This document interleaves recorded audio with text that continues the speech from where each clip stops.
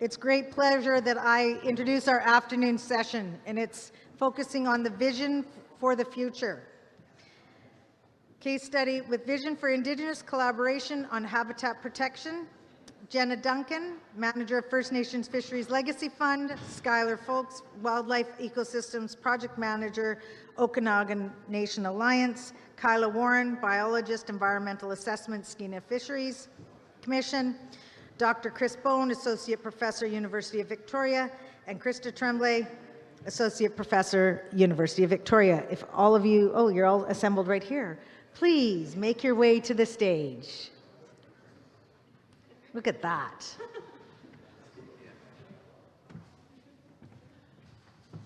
Has the order of speakers changed?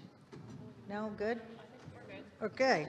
So we're going to start with Jenna, then Skylar, then Kyla. Oh, did I say? No, Skylar and Skylar. Okay, you guys choose.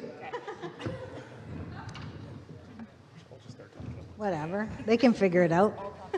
I got two associate professors. They can fight over that. Hi, everyone. My name is Jenna Duncan, manager of the First Nations Fisheries Legacy Fund. We have some slides that will get put up, but yeah, I just wanted to thank you all for having us and letting us share this exciting project with you all. I know that we've gotten a lot of questions about these maps that have been at the back of the room, so now we're finally going to explain what the maps have been for. So yeah, thank you all, and I'll pass it along to Kyla, who will give the background.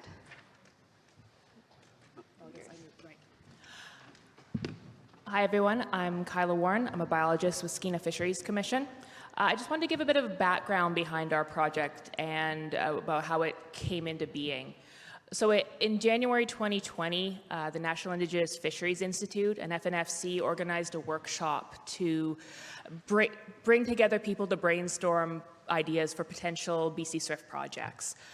So they brought together different First Nations, government departments, and any other partners potential partners that might have been of interest. So as part of that workshop, they developed 8 concept papers that were general ideas of potential projects, one of which was entitled GIS Mapping to Inform Risk Vulnerability. Basically, the spark of this idea was that UAVs and remote sensing and other GIS mapping technologies were technology that has a lot of potential to inform fish habitat management, and that's progressed to the point where it's feasible probably to roll out a lot of this in the field, but right now didn't seem to be heavily utilized. So it was the whole concept was around the idea of figuring out how to use this. So the Legacy Fund and Okanagan Nation Alliance and Skeena Fisheries Commission and the UVic Map Shop all kind of indicated that we'd be interested in working on a project on this topic. So we got together, we formed a sort of a management committee and began working on getting a project nailed down. So we put together an expression of interest and a proposal to enter into the BC SWRIFT 2020 call for proposals, and then we finally received our funding in August 2021. Throughout this entire development of this project, we've had an overarching goal of developing capacity within our nations to use these technologies, but also to develop methodologies and protocols and other supports to make it so that other nations in general can make better use of the kind of technology that we're working on and for similar projects or even completely different projects. Okay, I'll be giving a little brief project overview and then passing it along to Skylar, Chris, and Crystal, who will be diving into each of the components a little bit more. So as Kyla mentioned, our project got funding in August 2021. The project is, for simplicity's sake, was signed between the First Nations Fisheries Legacy Fund and BC SHRIF.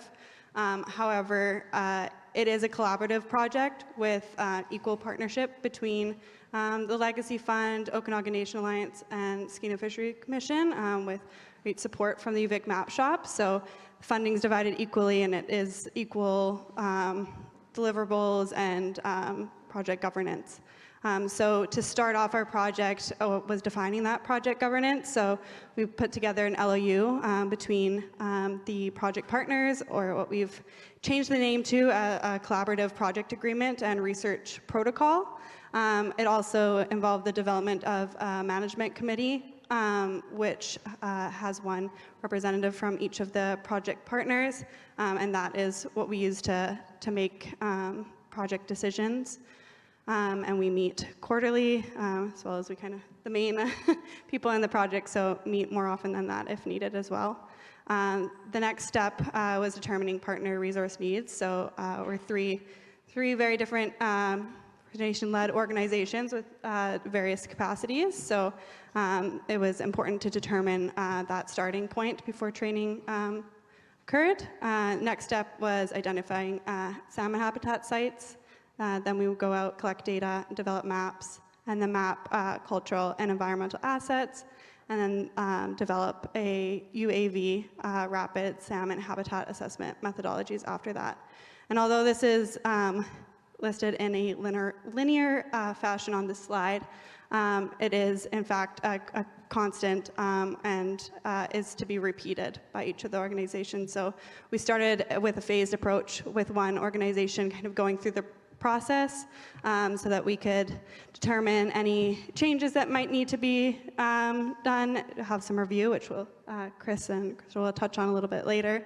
But the intention is to keep it going and to go through the process again to develop more capacity and map different areas. And yeah, I'll pass it along to Chris next. Thanks, Jenna. Yeah, my name is Chris Bowen. I'm an associate professor in geography at the University of Victoria. Is this on? Yeah, Sorry. it's working. There we go. Thank you. Got it. Yeah, and I'm one of the co-directors, along with Crystal, of what's called the Map Shop, a community-based learning and research program at the University of Victoria. There was also a name on the first slide called Big Little Maps Incorporated, and just to sort of provide some context to that, the university's been really good at helping Crystal and I co-found an external organization that is able to work outside of the university's, let's call it bureaucracy of managing big, large research projects and overhead funding requirements. So we were able to set up this sort of external entity, which has been great for this project because we haven't typically operated in a traditional fashion like we do most projects with this. I think, we've served as facilitators more than we have as sort of partners or leads on a project like we would typically have with other types of funded work.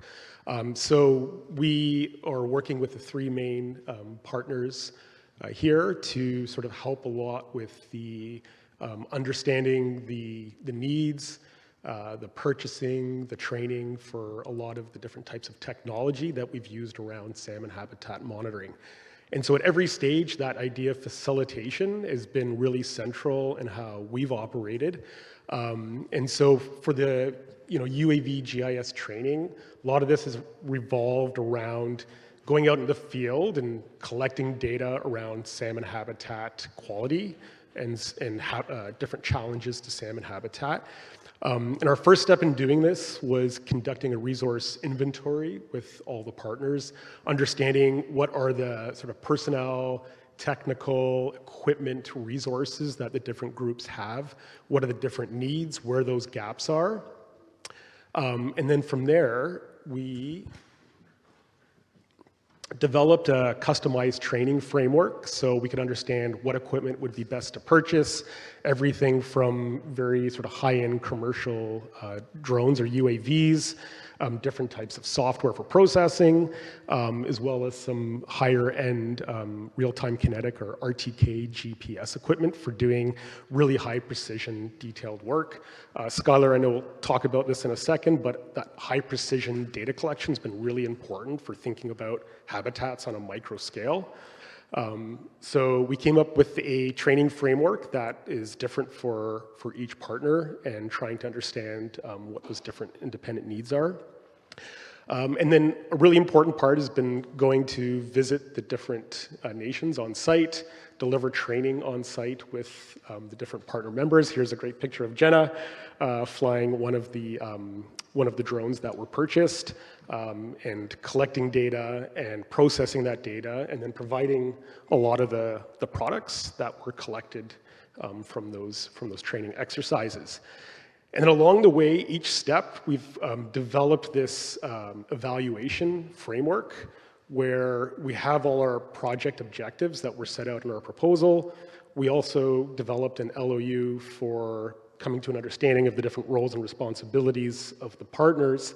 And so this evaluation is really sort of a touching point at different steps to continually go back and ensure that we're meeting those objectives that are, again, led by or directed by the partners. And then finally, we're in the process of developing a lot of training resources. And so we're hoping at the end of this 3-year process with this project, what we'll have are everything from videos to manuals, white papers that other nations will hopefully be able to adopt in some way to enhance the capacity to use these types of technologies for monitoring habitat. Hello. Hello. Oh, I'm good. Okay. Hi, everyone. Good afternoon. I'm Crystal Tremblay. I am also an assistant faculty in geography, and I co-chair the Map Shop.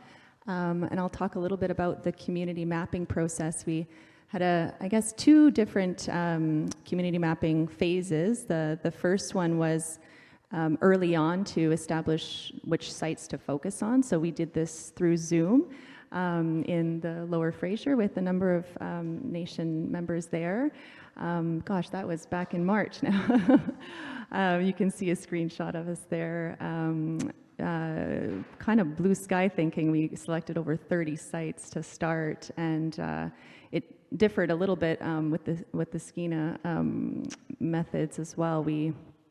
For the Lower Fraser, you could see here, we used a little bit of a matrix to decide which sites out of the 30 to select, and we used different criteria such as invasive species, non-invasives, also feasibility because it's an urban area, limitations around flying drones. So we managed to narrow that down to 3 sites.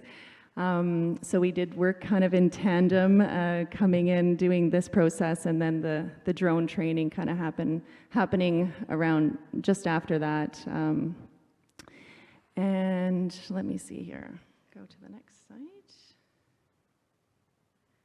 We then got to print these really cool maps you see behind us here.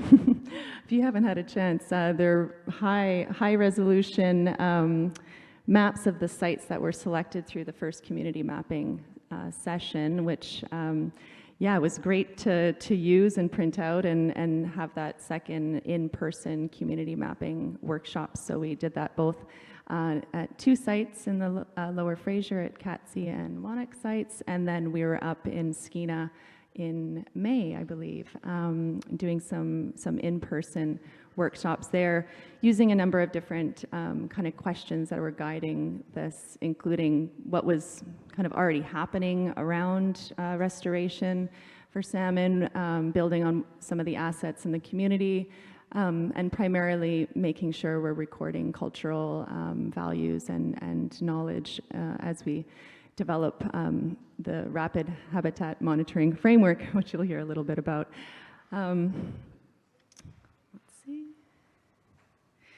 We're then, similar as what Chris mentioned for the drone training, we're also conducting evaluations as we go so we can continue to learn and refine. And it's definitely, it's been a learning process for all of us, just integrating community mapping and geospatial tools, and it's been really great. So we do want to continue to learn and build this into kind of guidebooks and easily accessible materials that we can share, including videos and things like that. And there we go, Develop Methodology Guidebook. It's actually we have two great students working with us.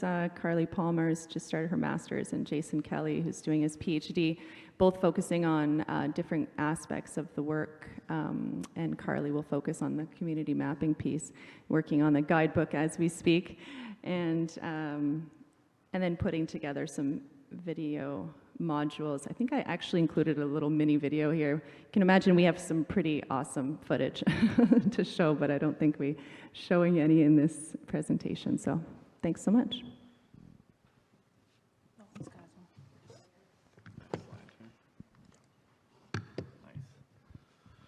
Nice. So one of the I'm a silk set.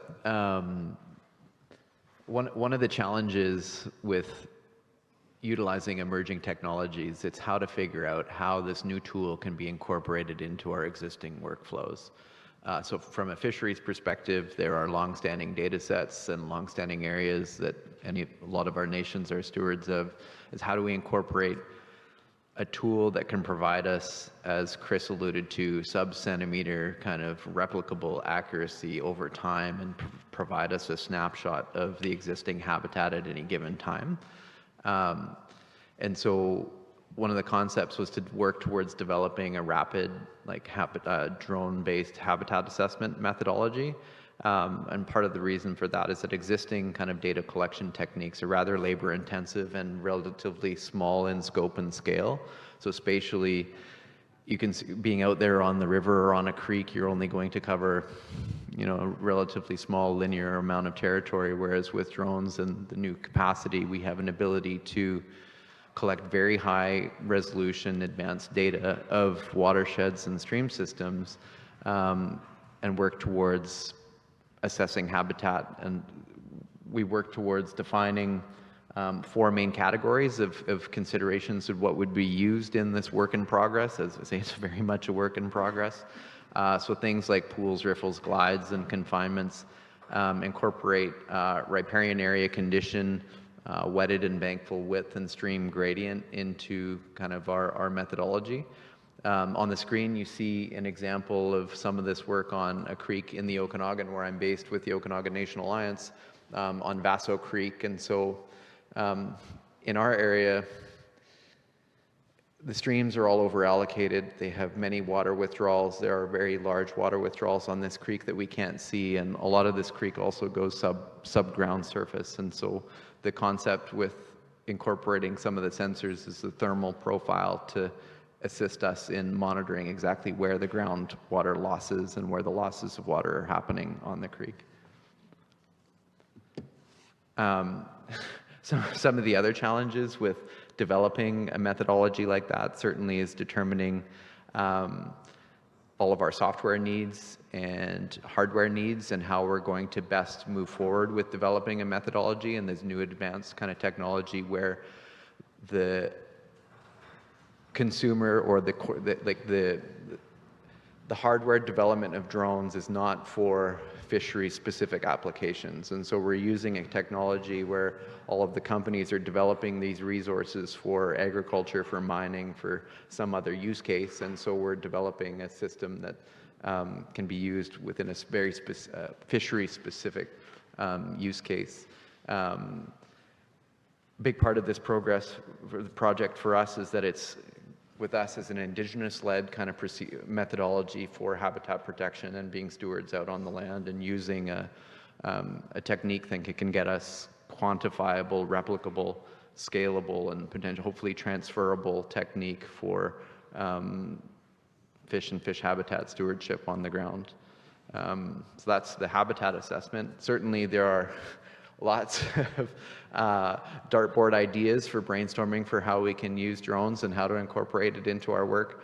And some of those things that have already happened, as this example of a project, it's a BC Thrift funded project for the Osoyoos Indian Band, was protecting the riparian area around the lower portion of Incaneep Creek as it drains into Osoyoos Lake.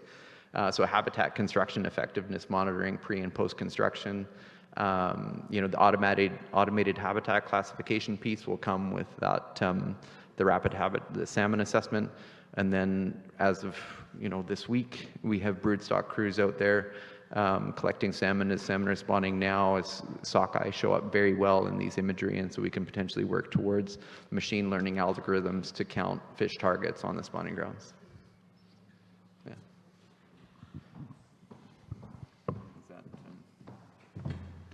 Okay, I have a question. You guys got me all excited. I can see the value of this, especially when we're doing environmental assessment work and looking forward and all the applications. So congratulations. Remember earlier I said not all people were at the table yet when we had the governments and the First Nations. A good partner in a lot of work, especially around salmon habitat, is universities. And so perhaps at some point they'll be invited to the table to help with the complex big issues that everybody's dealing with.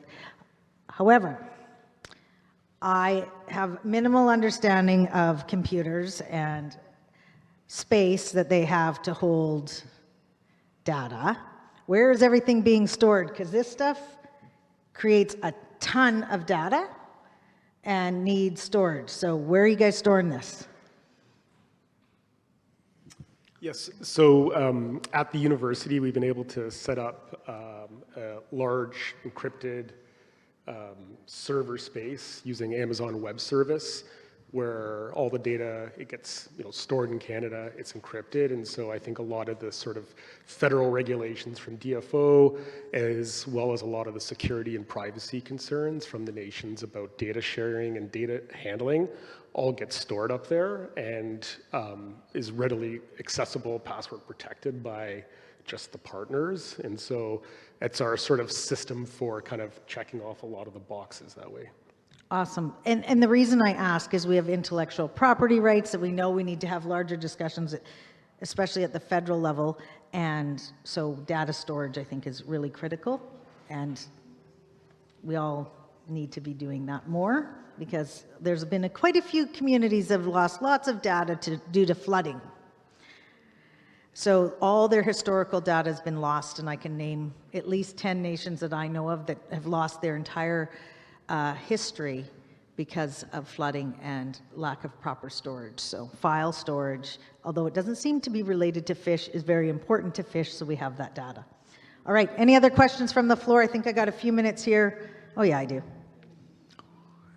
If not, I want to say on behalf of the ladies, please present.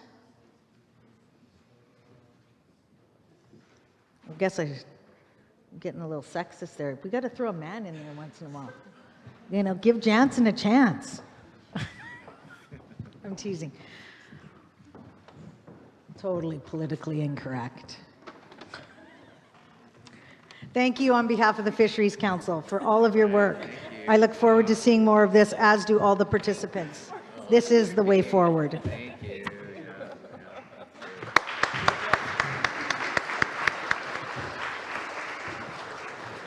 Are my virtual people ready? All right. Thank you. You can leave the maps. We can move the maps during break. Okay. This session is Amplifying Voices, Indigenous Protected and Conserved Areas. This session we have Roger Dunlop, Lands Manager, Muchlet, Natural Resources, Rick Bailey, Councillor Katsi First Nation, and Tara Marsden, IPA Lead, Wilp Sustainability Contractor, Gitniao Hereditary Chiefs, and, oh, I'm going to mess this one, Hilamo Sustainable Solutions. So let's go to our virtual group. The order of speakers, Roger, you're first. Welcome, guys. Hi there.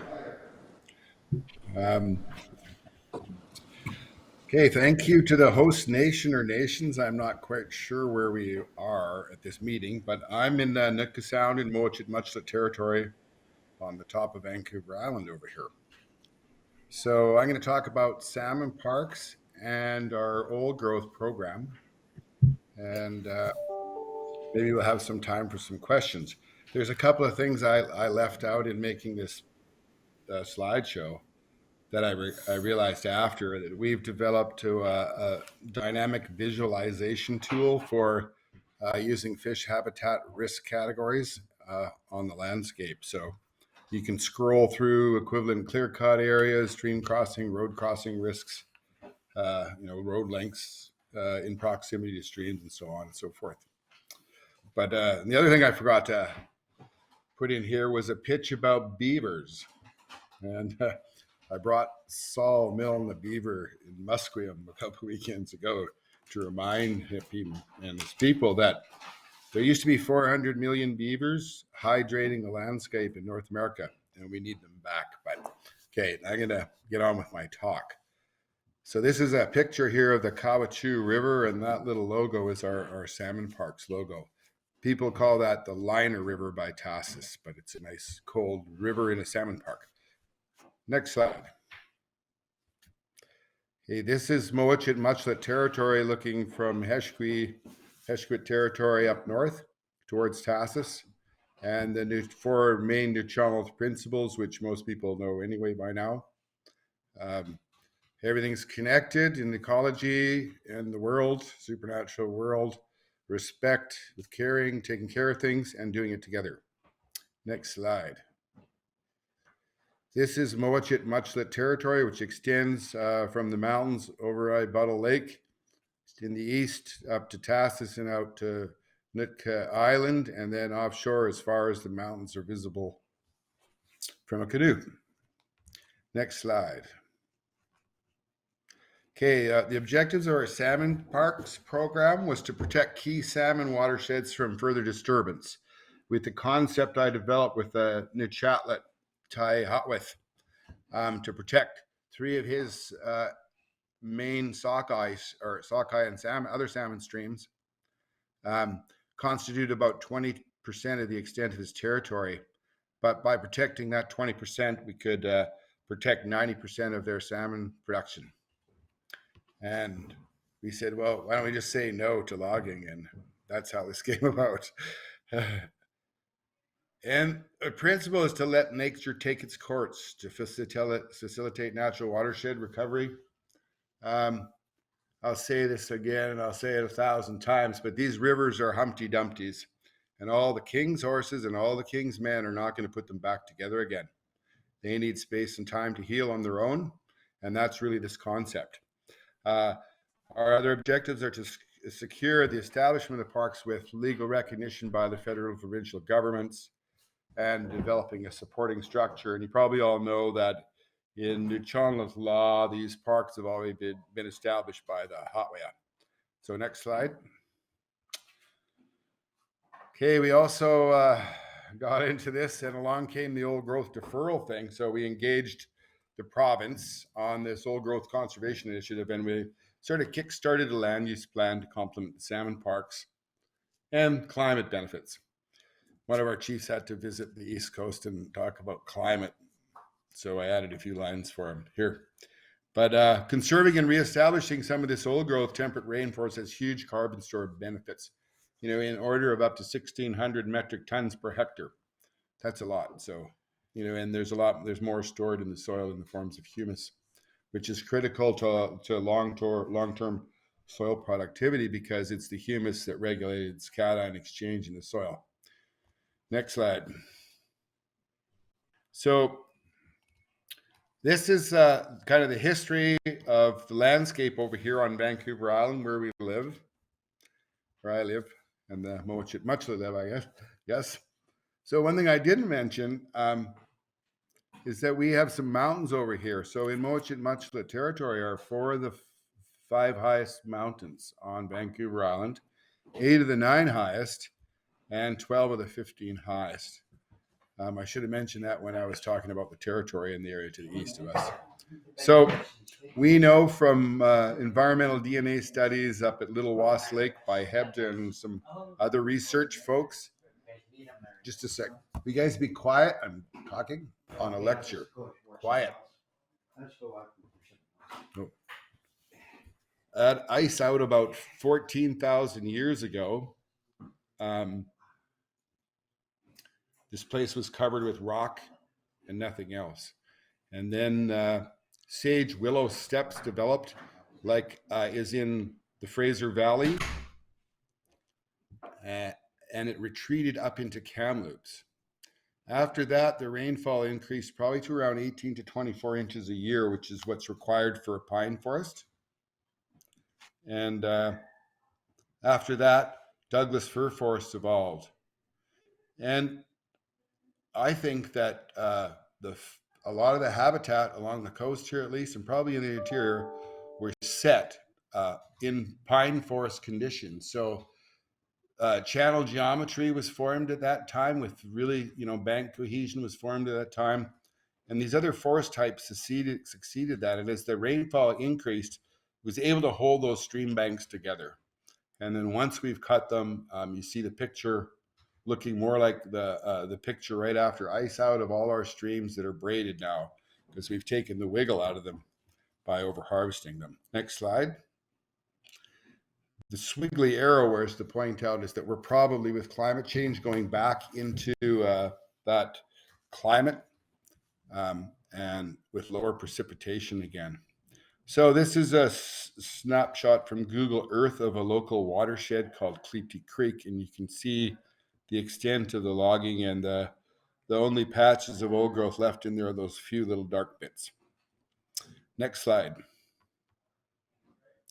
So the big issue is protecting what's left. So Mochit developed this old growth recruitment corridor plan in high productivity valley bottoms and for development of connectivity between other protected sites.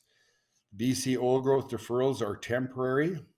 The Forest Act requires industry compensation after 4 years. So until some other arrangements are, solid arrangements are put in place, these SAP old growth deferrals are just temporary. So the Muchlet First Nation looked at this, and I'll show you why. We developed corridors and then realized, most of them where we want to have the old growth forest in the future is second growth. So we didn't want to compromise the biodiversity that's still left in those fragmented stands here and there, and didn't want to risk losing that with the hope that these recruitment corridors are actually going to come to fruition, in 175 years from now, when we've just reached the old age in coastal forests. Next slide. So these nocturnal parks were declared, salmon parks were declared under nocturnal law. Our big challenge is getting the federal government and provincial government recognition and have them realize that it is actually a big climate action opportunity in terms of carbon storage.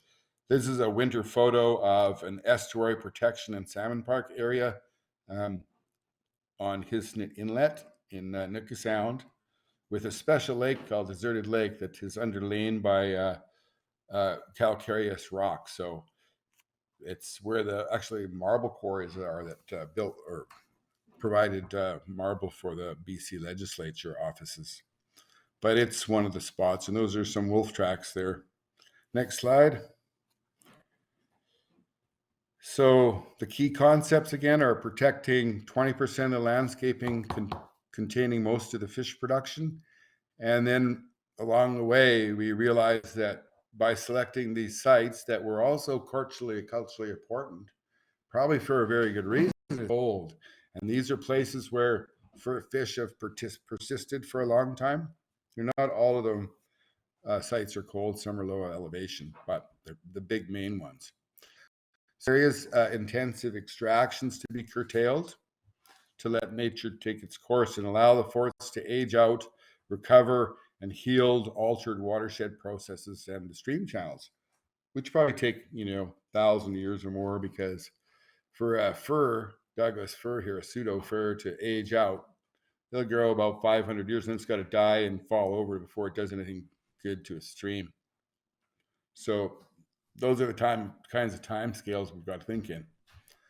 And the climate benefits are, here's a couple CMTs in these pictures. And the old growth process pointed out to us where the last stands of old growth cedar still are, with lots of CMTs in them. They're everywhere here. But, there's a very high carbon storage capacity in these old trees and in the soil humus, and also huge benefits for, covering the streams up. These streams used to be things, the smaller ones here, not the Fraser, the Skeena, but they used to be single thread channel streams, and they were covered over, shaded out by trees. And the insects in there were actually wood shredders. And when you remove the canopy and open it to sunlight and stop the supply of wood coming in, because we log the stream banks, those shredders lose all their wood, and we have to have periphyte grazers, and these streams don't have a lot of nutrients. So that's one of the big issues. Next slide. So this is what it all boils down to, and this doesn't show the entire eastern end of the landscape that's in green, that's largely in Strathcona Park or in an Esquimalt and Nanaimo Railway Grant area. But the pink areas on this map are the proposed salmon parks with the main watersheds connected by connectivity corridors, and they're largely at high elevation or contain high elevation and cold waters. And the idea was to link these all to parks where we could. And these were the salmon parks, and that was before the old growth tap deferrals came along. Now those old growth tap deferrals, you can see, are light, are the darker of the two blues that are not lakes or the fjords and the ocean. And I'm going to say that boundary, 9-mile boundary they got written down there on the lower left there, that's artificial. It extends, at least 90 miles offshore, so the territory. But what we did is we asked a forester consultant to take a look at distributing the same amount of old growth that the province had put aside across the landscape in corridors, and try and connect every of what I call the forestry abbreviations together. So the old growth management areas, or the OGMAs, the ungulate winter ranges, which is the UWRs, the wildlife management areas that are the WMAs, so all these three-letter acronyms, but to connect them all together. And we've got some holes here that we've got to work on.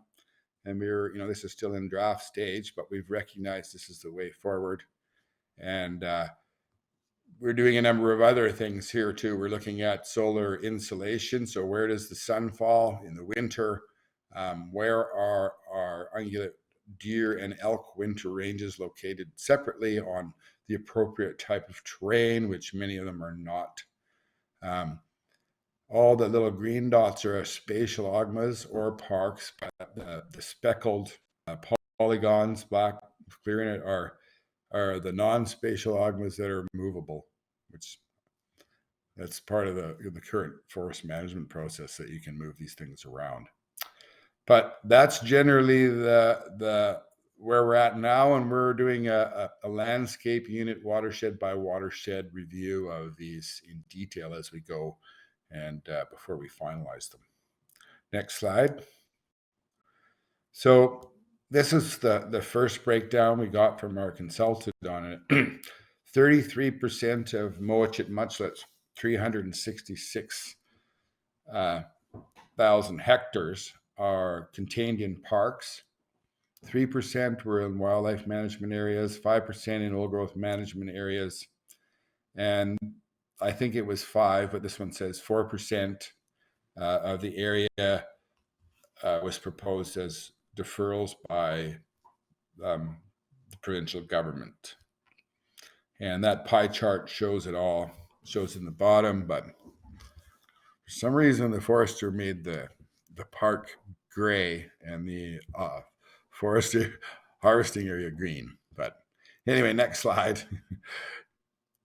So within Moachit's territory, we have these various ecosystem variants that range from the outer lower elevation coastal fog drip zone on up through various coastal western hemlock zones into higher elevation where we have mountain hemlock, and then alpine areas. All the purple you can see is mountain hemlock zone. And then there's two unique ecosystems, which are the MM1 and 2, which only occur in Mochit territory, Muchlet territory on the very eastern fringe. Next slide. Oh, I also want to point out, you don't have to back up, but up the Gold River Valley is this XM2, coastal western hemlock XM2, and it's actually the big tree Douglas fir in the summer desert here in the Gold River Valley and up into the Nimkish. It's like the east side of Vancouver Island used to be, with big trees and dry coastal summer. So this is the distribution of these various ecosystem types. So they're bio, geophysical, ecosystem classification variants. And you see the total area in the territory that totals up to 366,000 hectares, and how much of it remains over 250 years old, so really old growth. It's not breaking out ancient forest or anything else. And then how much is presently on the landscape under 250 years old. So you can see, I realized this after, but the four variants on the left-hand side of the slide are really all over on the east side of, should have been on the other side of the slide, because all the forestry operations happen in the western half of the territory, western 2/3, and they're on the right side of this. So you're kind of looking at it from the north rather than from the south. But anyway, you can see then in these four categories in the west, quite a bit of the XM2 is protected, but a big chunk of it's been logged. And the interior hemlock zone, the higher elevation stuff, not as much has been logged, but in the lower elevation stuff in Lupana Inlet, Tassis Inlet, you can see the majority of it is under 250 and it's been logged, or one of the small fires that used to occur very rarely. Next slide. So then looking at how much of that existing 250-year-old stuff is in parks, you can see again the emphasis on mountain hemlock protection and some of the, what else was I going to say that's notable out there, that quite a bit of the outer fog drip zone in that XM2 now is in parks, so it's protected. Next one. So we looked at the overlap in terms of hectares in each of these variants between our corridors and the BC TAP proposals. And on the far right, you can see their net effect. The light green is second growth, so under 250, or it's a fire. The dark green is over 250.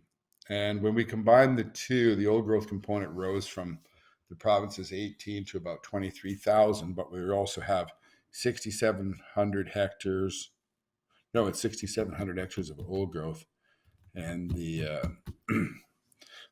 remainder of the 18,000, so about 12,000 hectares is second growth there, that are in these corridors and combined with the TAP old growth polygons by outside of the park areas. Next slide. So there we go. We got the total, the amount over 250, how much is in parks and protected. Now, how much the salmon parks would take on. And you can see there's quite a bit of alpine and mountain hemlock at high elevation. Well, we need that cold rock and ice for cold water.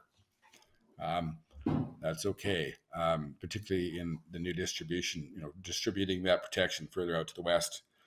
And then there's some relative amounts of the other four areas that are in the western part of their territory. And then you see what's in the TAP and old growth corridors. But what I didn't get to was, lining out here, okay, how much of each of those remains by subtraction for the part that's exposed to forest harvesting. Next slide. So overall here, Canada is trying to get to 30% protection of representative areas by 2030. Well, we've already got mostly at high elevation though, 33% of the territory.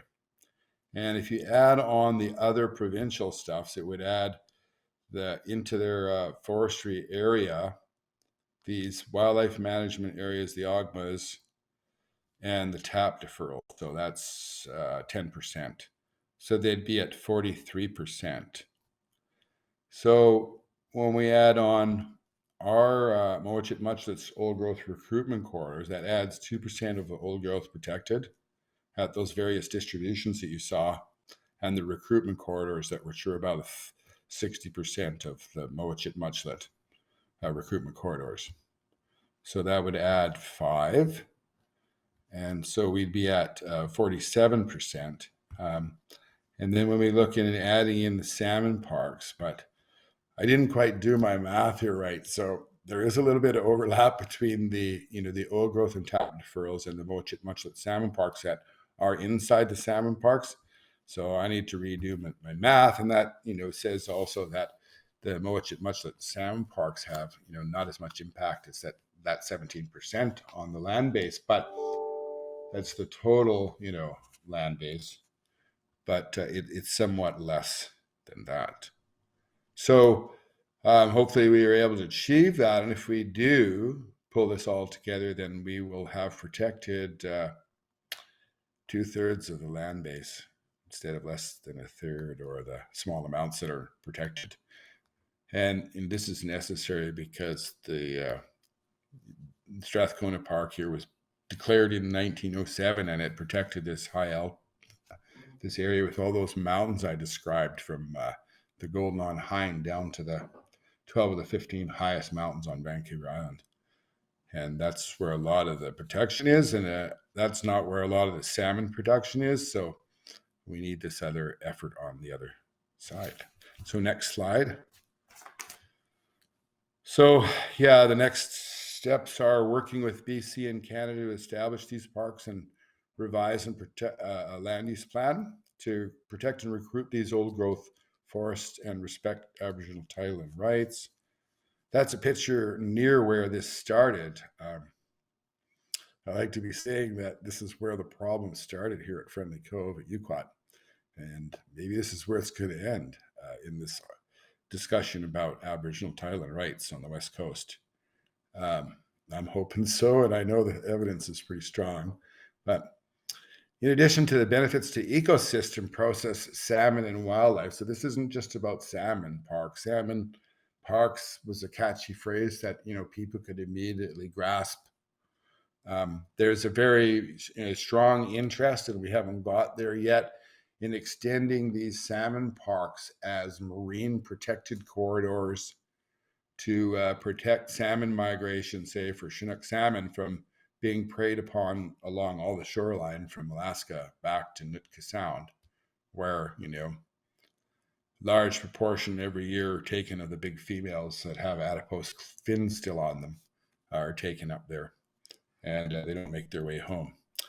Anyway, there are these benefits, and the salmon parks in this corridor approach is really trying to reduce the rate on the cut on the landscape to more sustainable levels. And not only is the improved behavior respecting those salmon parks and stuff required, but improvements in terms of things on rest of the behavior on the rest of the landscape are important.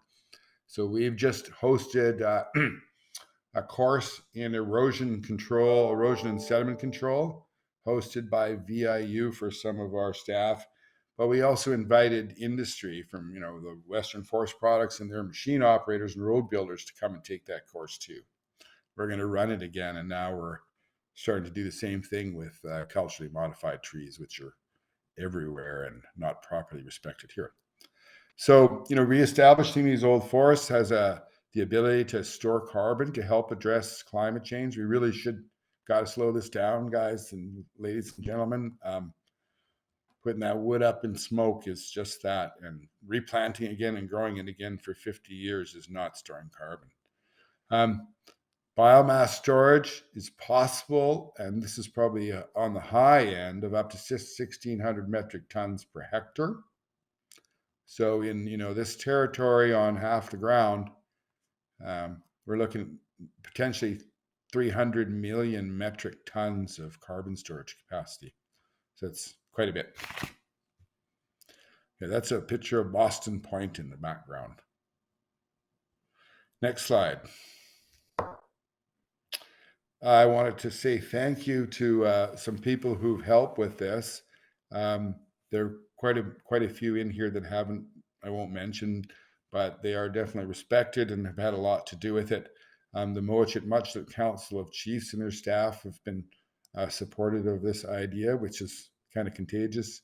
The Nuu-Chah-Nulth Tribal Council, Council of Chiefs Forum on Fisheries supports it, along with the Uathlux program staff. They have a little website going.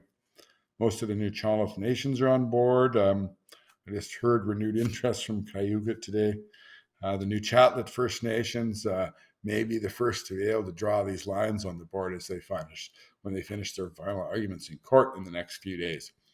That's a sure way to get those lines drawn on the ground. So we have, local supporters from one of the villages in the area, not both. One's a very logging community. The Canadian Parks and Wilderness Association has helped support us. Ducks Unlimited Canada has contributed by both doing some mapping of our initiating estuary program, but also in building an interface so that anyone in Canada can now enter their digital data in a Canadian format, and it can be used in the U.S. Beaver Recovery Assessment Tool model from the University of Utah. So if you want to check out how many beavers you can put back in your backyard, there's a tool there for you, and your GIS staff can help you figure that out. Okay, thanks. And are you at the office or where are you? You're at home? Okay. Good. We cut Roger off. He's on mute. Now he's just talking away. All right, Rick, you're up. I saved you some time, captured it from Roger. Yeah. Okay. Can you hear me? Yes, we can hear you. Thank you. Okay. Yeah. Well, I haven't got any slide presentations or any of that kind of stuff. Basically, I just want to talk about some of the work we've been doing in the territory. And it all started when a local lodge holder called me up and said, there's a landslide here on a Chinook spawning creek. Can you come and take a look at it? So he came pick me up, and I brought along biologist Ian Hamilton from the LFFA. Went up there and took a look at it. Yeah, we can fix this. When we have to fix this. And so he applied to WWF, got some funding, started working, and never stopped. Today we have a plan for 10 years of work to do up there. And my opinion is it's not going to end in 10 years. That work, all that habitat has to be maintained. And I believe that's the way we traditionally would have done it. We didn't just... My friend Kenny Malloway told me about a prayer that this elder used to say every time he opened a meeting. I don't know the whole prayer, and I don't know the language, but part of it was, if we call it ours, we have to take care of it. And that's what we're doing here in the pit, in the KC territory.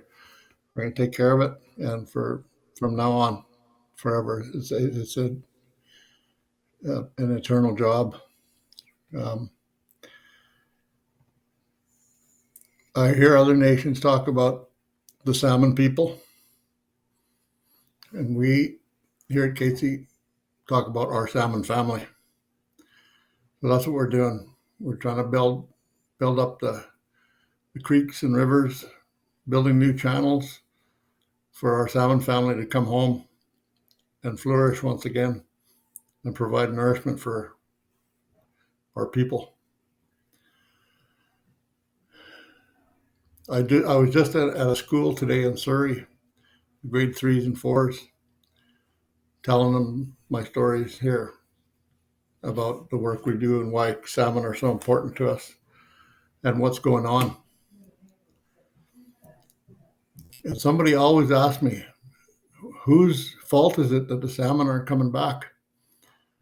And I tell them, I can't point fingers at anybody. But if you want me to point fingers, it's like this: climate change, pollution, overfishing, fish farms, and the list goes on.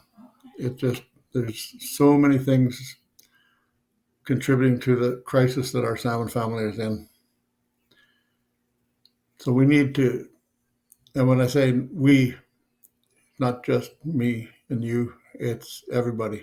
Like, I just seen a commercial on, or heard it on the radio today.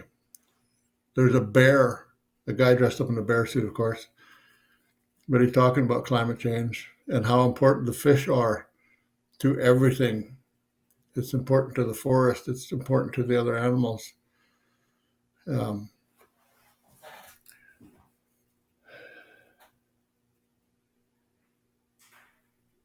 and it's not just in the upper Pitt River where our salmon are going to spawn. My friend Mike Baird from Tsawwassen called me up one day and he said, I hear you guys are doing some enhancement work in the pit. He said, well, we got some funding here at Tsawwassen and we'd like to join you and contribute this funding. And I said, oh, we'd love to have you come and help us out with your money and your manpower. But I thought about it and I said, hey, Mike, it's not only up there in the spawning ground that needs the help. Everything downstream needs help too. And why I said that is because there used to be a sockeye hatchery up there. And I was talking to the old manager, and I forget the numbers they used to put out. It might be 5 million. And I asked him one day, why don't you put out more? Can you put out more? He said, oh, yeah, we can put out 10, 15, 20 million. But when we hatch them out and release them, they'll just get out there in the lake and die because there's not enough food for them. Well, that's some of the work that we're trying to fix right at the head of the lake, a place called Red Slough. It's basically an estuary of the upper Pitt River. And I believe that's going to really increase the productivity of our river for the salmon. And downstream, the marshes and creeks and sloughs are all diked. They're all behind dikes now. And so we got to fix that as well for the little ones swimming out to the ocean. And Mike took that to heart, and they're doing some projects down there closer to home near the mouth of the river, and enhancing rearing habitat where the little ones can go and hide and feed and do whatever they need to be to safely make it to the ocean. And I heard the last guy, they're talking about carbon. I don't fully understand that, but we've been doing some planting in the upper pit. And one of the people that funded us said how beneficial this little bit of planting that we did was to this carbon effect. It's all contributing to climate change. This drought that we're in right now is part of it. And that's what I'm teaching at the schools that I was at this morning too. Just yesterday, that class, the grade 3s and 4s, they went out over to the Kanaka Creek and planted 283 trees. Little grade 3 kids, and they're just amazing. They're our future. So this is why I enjoy going and telling them my stories and tell them why it's so important to plant trees. It helps the salmon. It helps the environment. It helps climate change. Every little thing you do. You don't have to be part of a big association or a big group. Every individual can do something, and it makes a difference.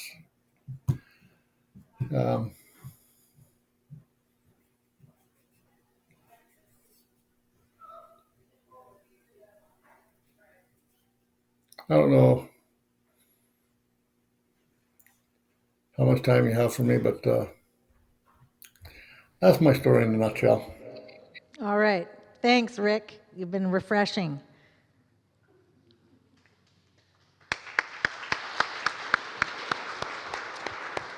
All right, Tara, you're up. Doik sitnism sim giget sigidam hanak gan kabuilsuk. Thank you, everybody, for hearing our presentation today on the Wilkwilits Maziaden Indigenous Protected Area. My name is Tara Marsden. My good son name is Nothing. It's great to hear the other presenters go first and the common threads that we all have, whether it's land use planning, carbon, salmon, and measuring how much we are able to protect of our respective territories in the face of climate change and biodiversity crisis. Next slide, please. So similar to the other presenter, but a little different, our foundation for the protected area is our land use plan. And so this is pre-existing to the protected area. It took 10 years to negotiate between the provincial government and the hereditary chiefs, and we have had 10 years of implementation successfully now. It is an adaptive management plan. It's intended to manage cumulative effects and to move us beyond site-specific consultation. It also is intended to protect habitat for fish, wildlife, and it includes detailed management zonations, targets, and direction for all industrial activity. Next slide, please. So it is an adaptive management plan, and government, in my experience, has been more comfortable with more linear planning. They would like to see a plan concluded and then leave it and move on to the next. Whereas for Gitniao, we really take the adaptive part serious, and it's cyclical, it's not linear.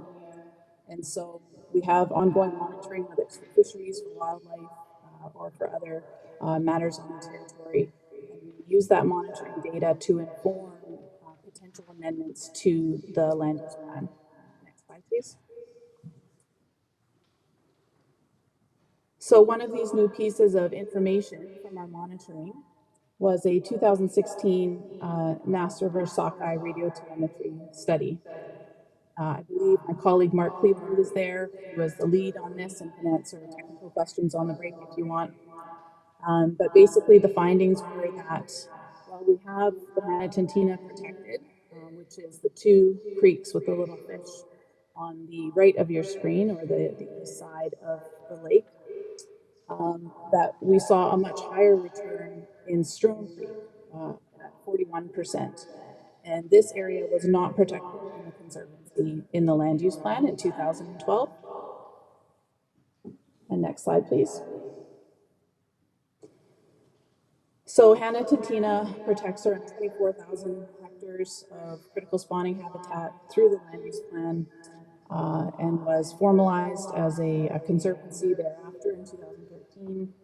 It was damaged from logging before protection, and climate change has really made those damages more exaggerated.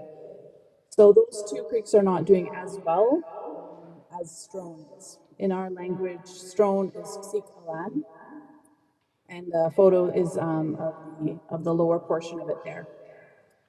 So in addition to that 2016 data, we also had additional aerial surveys, which are a little less specific, but nonetheless give us a picture of the percentages. And so we saw 60% spawning in Strone in 2018, and then I think very similar in the most recent one this year. Next slide, please. So why do we need to protect this area?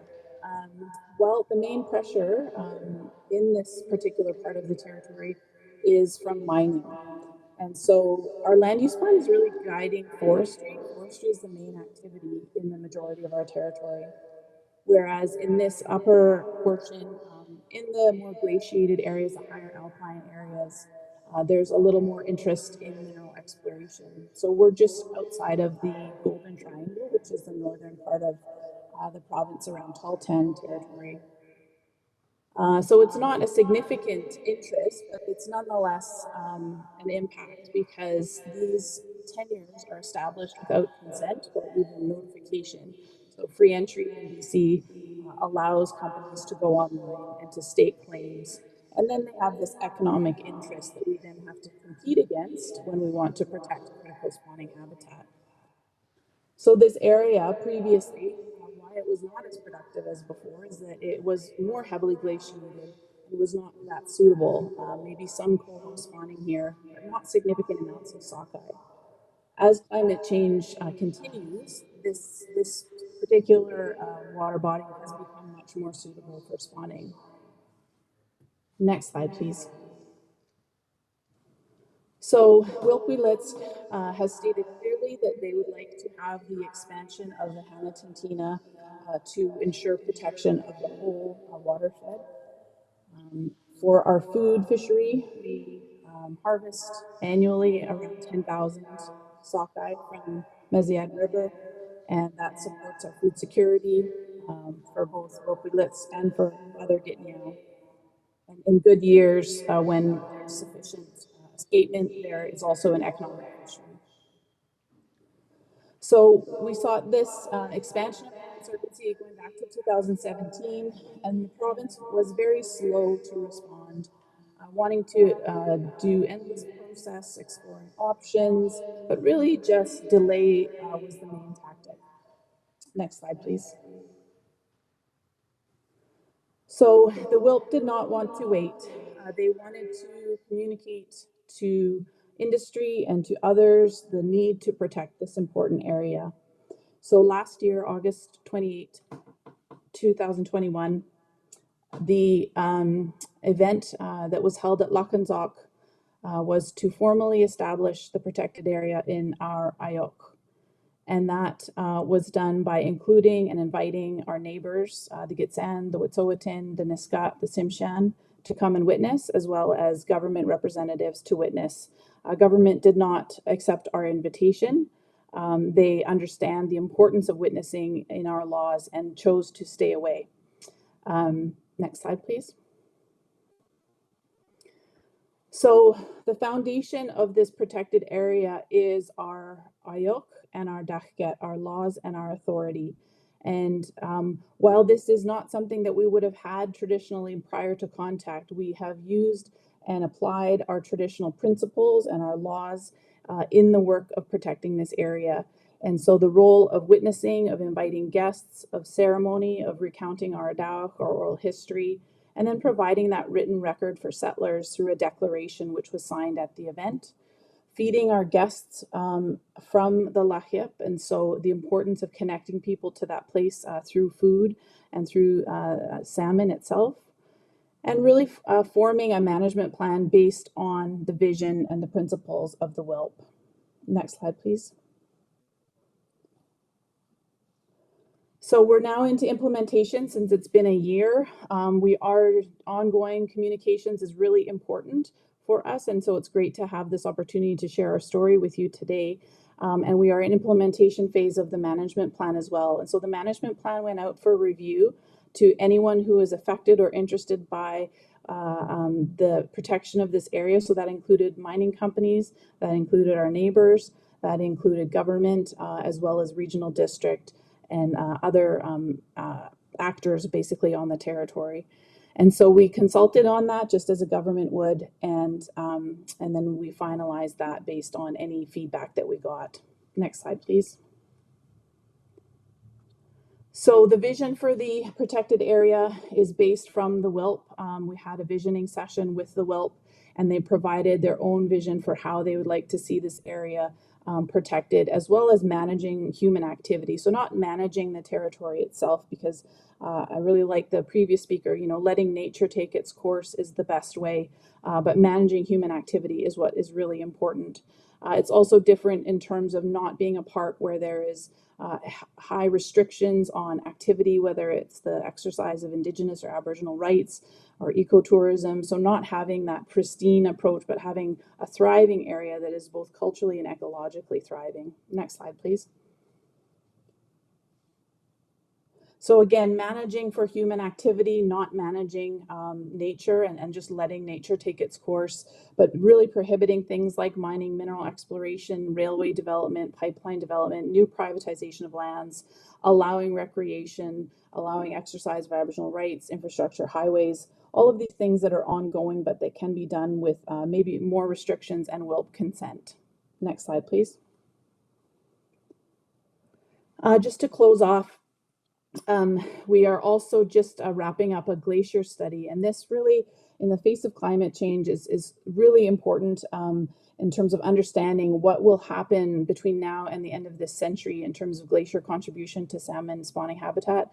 And it's a 3-part series. It does model out that melt, that rate of melt, and what that means for salmon between now and the end of this century. And it is specific to the protected area as well as the entire Lahiep. And so I just wanted to close on that and offer that we maybe could come back and share some of those results as it's just getting rolled out currently. And last slide, please. Doik Sitnism, I thank you all. If you'd like more information, I'm happy to share our management plan, slides, and also you can check out online our documentary. It's a 39-minute documentary, and it really tells our story from our perspective and is available for anyone who wants to learn more. Thank you. Thank you. And thank you to the 3 of you for sharing how Indigenous knowledge and Indigenous law is being utilized in Indigenous protected conservation areas.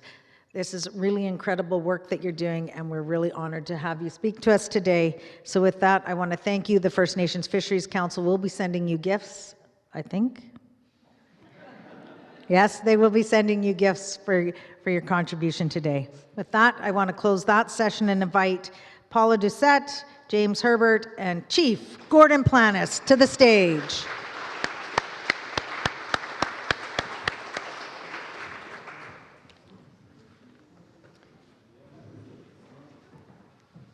This session is Innovative Co-Development and Capacity Building in Cumulative Effects of Marine Shipping. Today we have with us Paula Doucette, Regional Manager, Transport Canada. Cumulative Effects of Marine Shipping, Transport Canada. James Herbert, Cumulative Effects Consultant. And Ts'uk First Nation Chief Gordon Planis, a leader in marine shipping and cumulative effects from First Nations.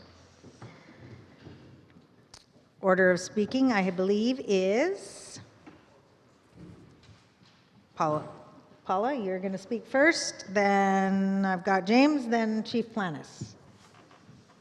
You guys need some water? We good? Want some water? Okay. You want some water, Chief? Okay, I'm on it. All right, there you go. Awesome. So I'll just first introduce myself. My name is Paula Doucette. I'm a regional manager at Transport Canada. I work in the Oceans Protection Plan group at Transport Canada, and I am the regional lead for the Cumulative Effects of Marine Shipping initiative. Just wanted to begin with a moment of gratitude. I'm truly honored to be here today and asked to present just a glimpse into some of the work that we're doing in the south coast of BC. And just honored to be here within this beautiful building in on Musqueam lands today. So I think I'll start out with maybe just providing an overview of the Cumulative Effects of Marine Shipping initiative and some of the work that we've been doing to date. Have presented, I think, a few years ago on some of the initial thinking around this initiative, but that there's been a lot of work done over the last few years, co-developed with our First Nation partners in South Coast BC. And then I'll turn it over to James and Chief Planis. So what is the Cumulative Effects of Marine Shipping initiative? It is an Oceans Protection Plan initiative. We've been working on it for about 4 years here in South Coast BC.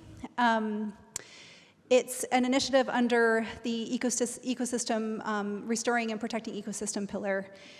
And it was really born out of response to concerns that we had been hearing around the regional cumulative effects of marine shipping on project level impact assessments, but really that things needed to be looked at in a different way, not just project level ships, but also regional cumulative effects of marine shipping.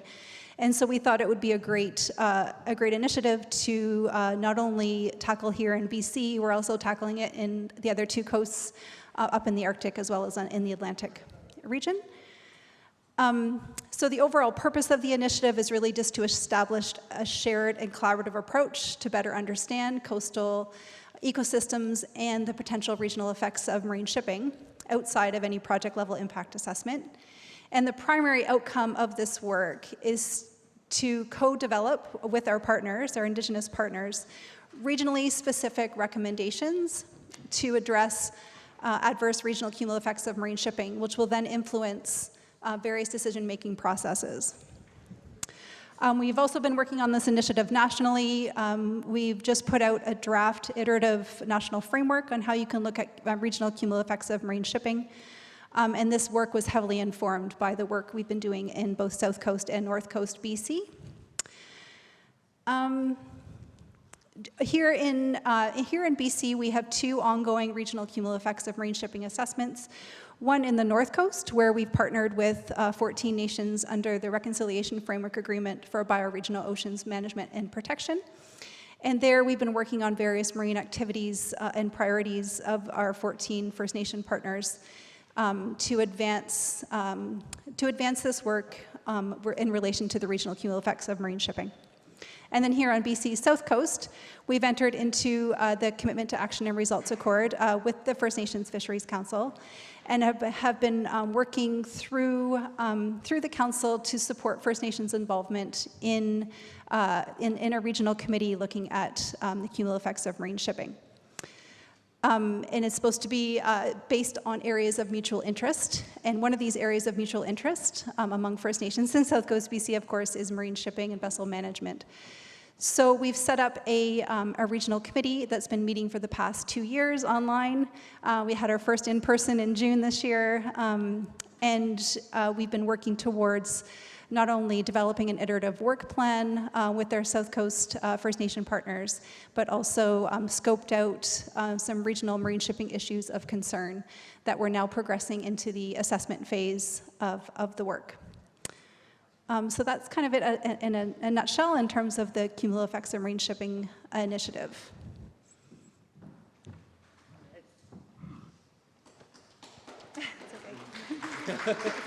James, are you going to jump in?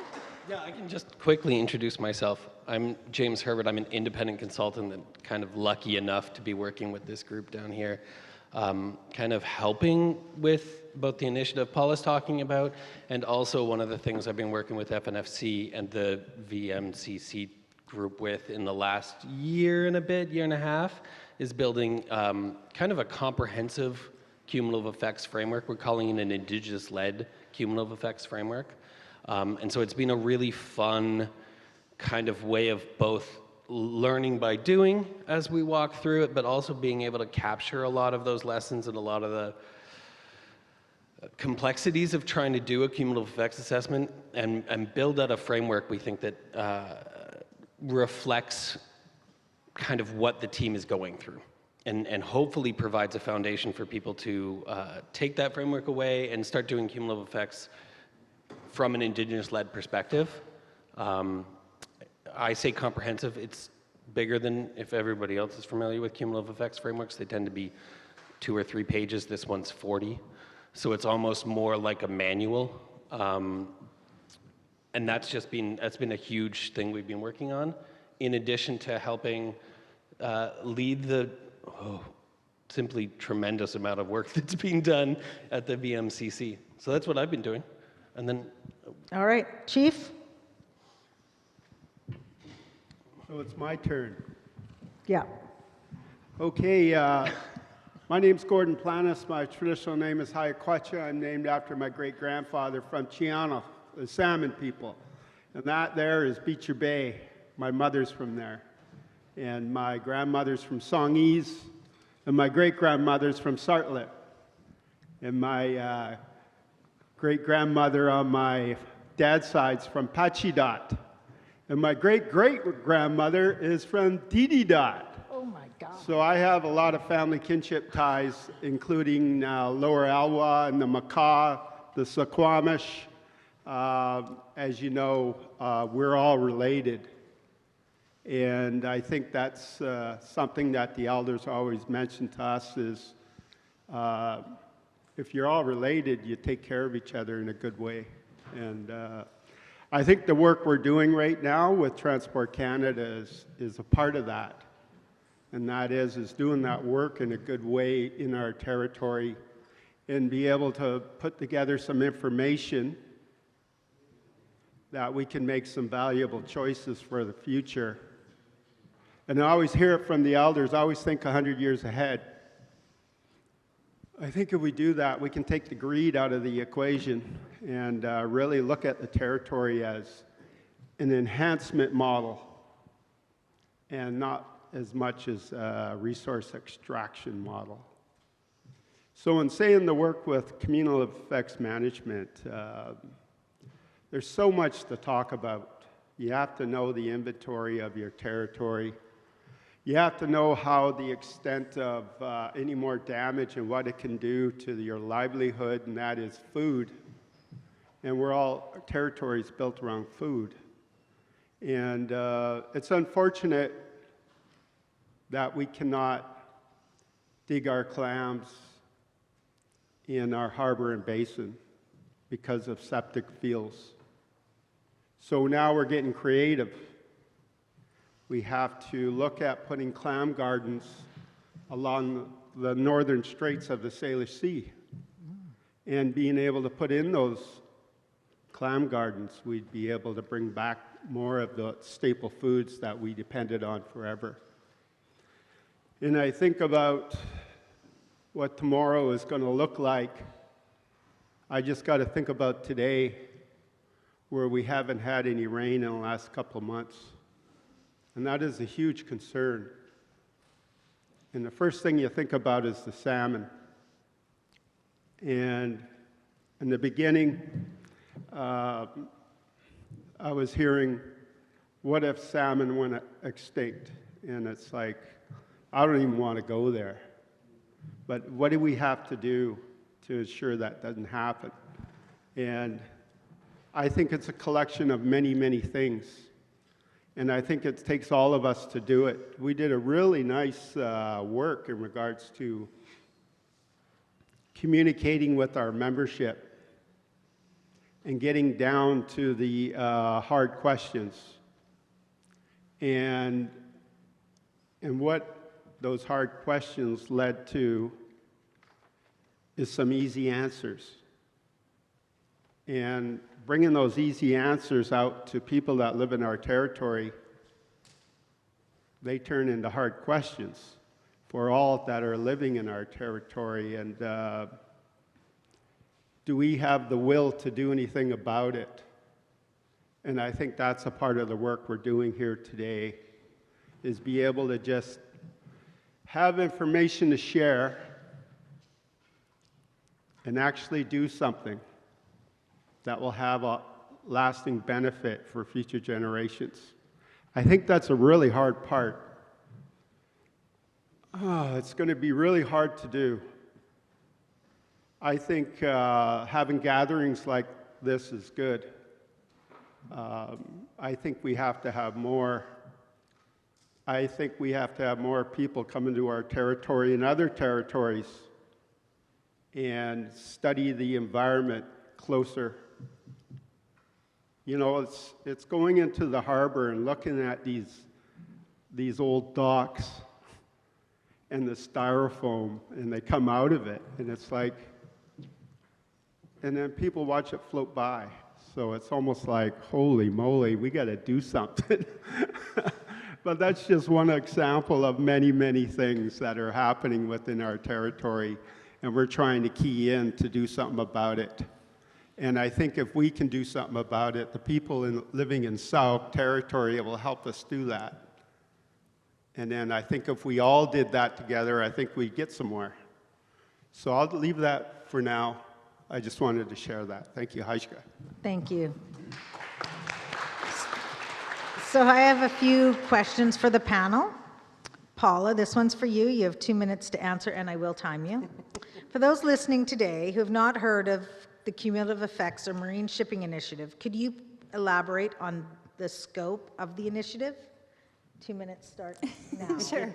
I think I've already provided a bit of it in my intro, but I think one of the things that I didn't quite get into in terms of the scope of the work is around how the committee itself, the Vessel Management Coordinating Committee that's made up of the South Coast First Nation representatives, facilitated by the Fnfc, really provided input into what the initiative should look like from the get-go. So the very first meetings we had back in 2020, we asked the committee how they'd like to scope out the regional work. And then we quickly got into discussions about the regional assessment. Yes, is really important to look at marine shipping activities happening within South Coast BC, but there's also a lot of localized marine shipping issues within marine territories that we should make space for. So I guess in terms of the scope, we've established this multi-layered assessment approach where the regional committee is directing the work, South Coast BC writ large, and then we also have about 10 sub-regions of interested either nations that we're working with bilaterally or groups of nations that have shared marine shipping issues within their territories. So I guess, in terms of the scope, we have multiple scopes and multiple layers of assessment, which of course in South Coast BC, it's quite complex.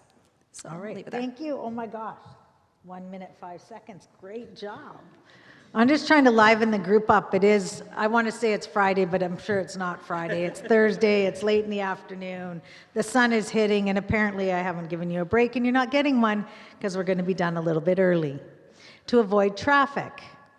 All right, Paula, number 2. Here we go. How has Transport Canada created space for co-development in the Cumulative Effects of Marine Shipping South Coast Pilot Initiative? What are some of the successes and challenges of these approaches? So maybe I'll carry on a little bit from the multi-layered complex assessment approach. So that was co-developed with our First Nation partners at our regional committee. I guess through all of that, we've provided and made sure that there was space for discussions at the beginning around capacity funding for nations to participate in all levels, so on all regional and sub-regional committees. I guess just other co-development successes we've had through our scoping exercise. We also co-developed a set of marine shipping issues and concerns and the connections felt by South Coast nations to those marine shipping issues and connections. So co-developed a set of connection wheels that better depicts the interconnectedness amongst marine shipping impacts, so the cumulative effects, looking at them in a more interconnected, holistic way. So those were co-developed, and then maybe just one more is around, I guess, just the co-developed in terms of the cumulative effects assessment learning. So we're also co-developing a cumulative effects toolkit. It's also, sometimes I feel that when we start off discussions around cumulative effects, it can be quite overwhelming because there's so many impacts that are occurring. And so breaking things down into a toolkit that's co-developed with our nation partners has been really helpful to think of things in kind of a step-by-step way. I'll leave it there. All right, and I'll get you off the hot seat. I'll go to Chief Planas. From your leadership perspective, can you speak to the importance of this initiative for Snook Nation and how you see this work benefiting your community as well as other nations over the long term? Working together as not so much, all is one. Gaining knowledge from our brothers and sisters from the other nations around Vancouver Island and the mainland, and also with it really coming into understanding of the environment. And there's a lot of lessons learned we have for the last few thousand years.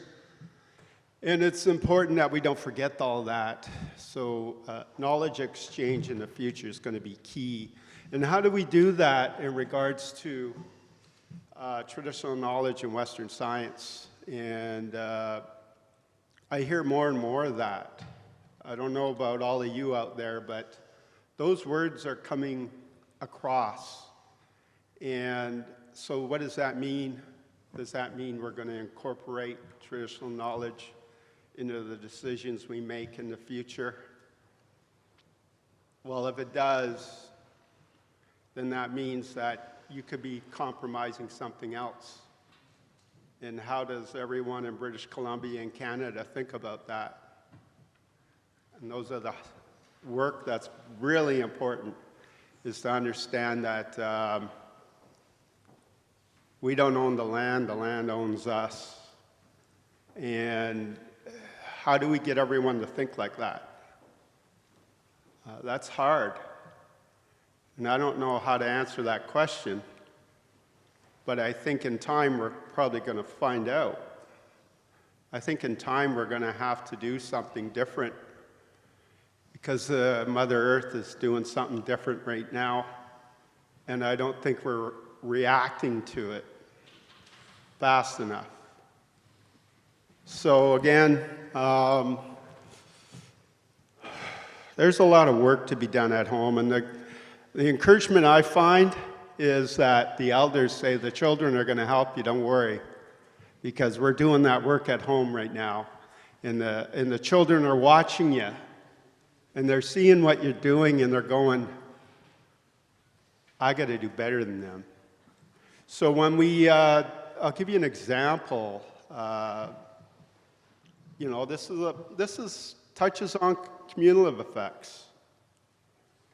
We decided to do a project and build a solar voltaic demonstration project. And we did it for our children. We didn't do it for economic development gain. And it's having payoff, because they're thinking differently. How can they make that change when they get older? So I think those are the kind of things that we see as a long-term view. Again, 100 years ahead. So if you really want to engage for us in making those changes, I think we just need to set the table for the young ones and go forward in a good way. So thank you, Heishka. Thank you, Chief. I've got a question. So were you able to establish baselines? I might have missed that, but.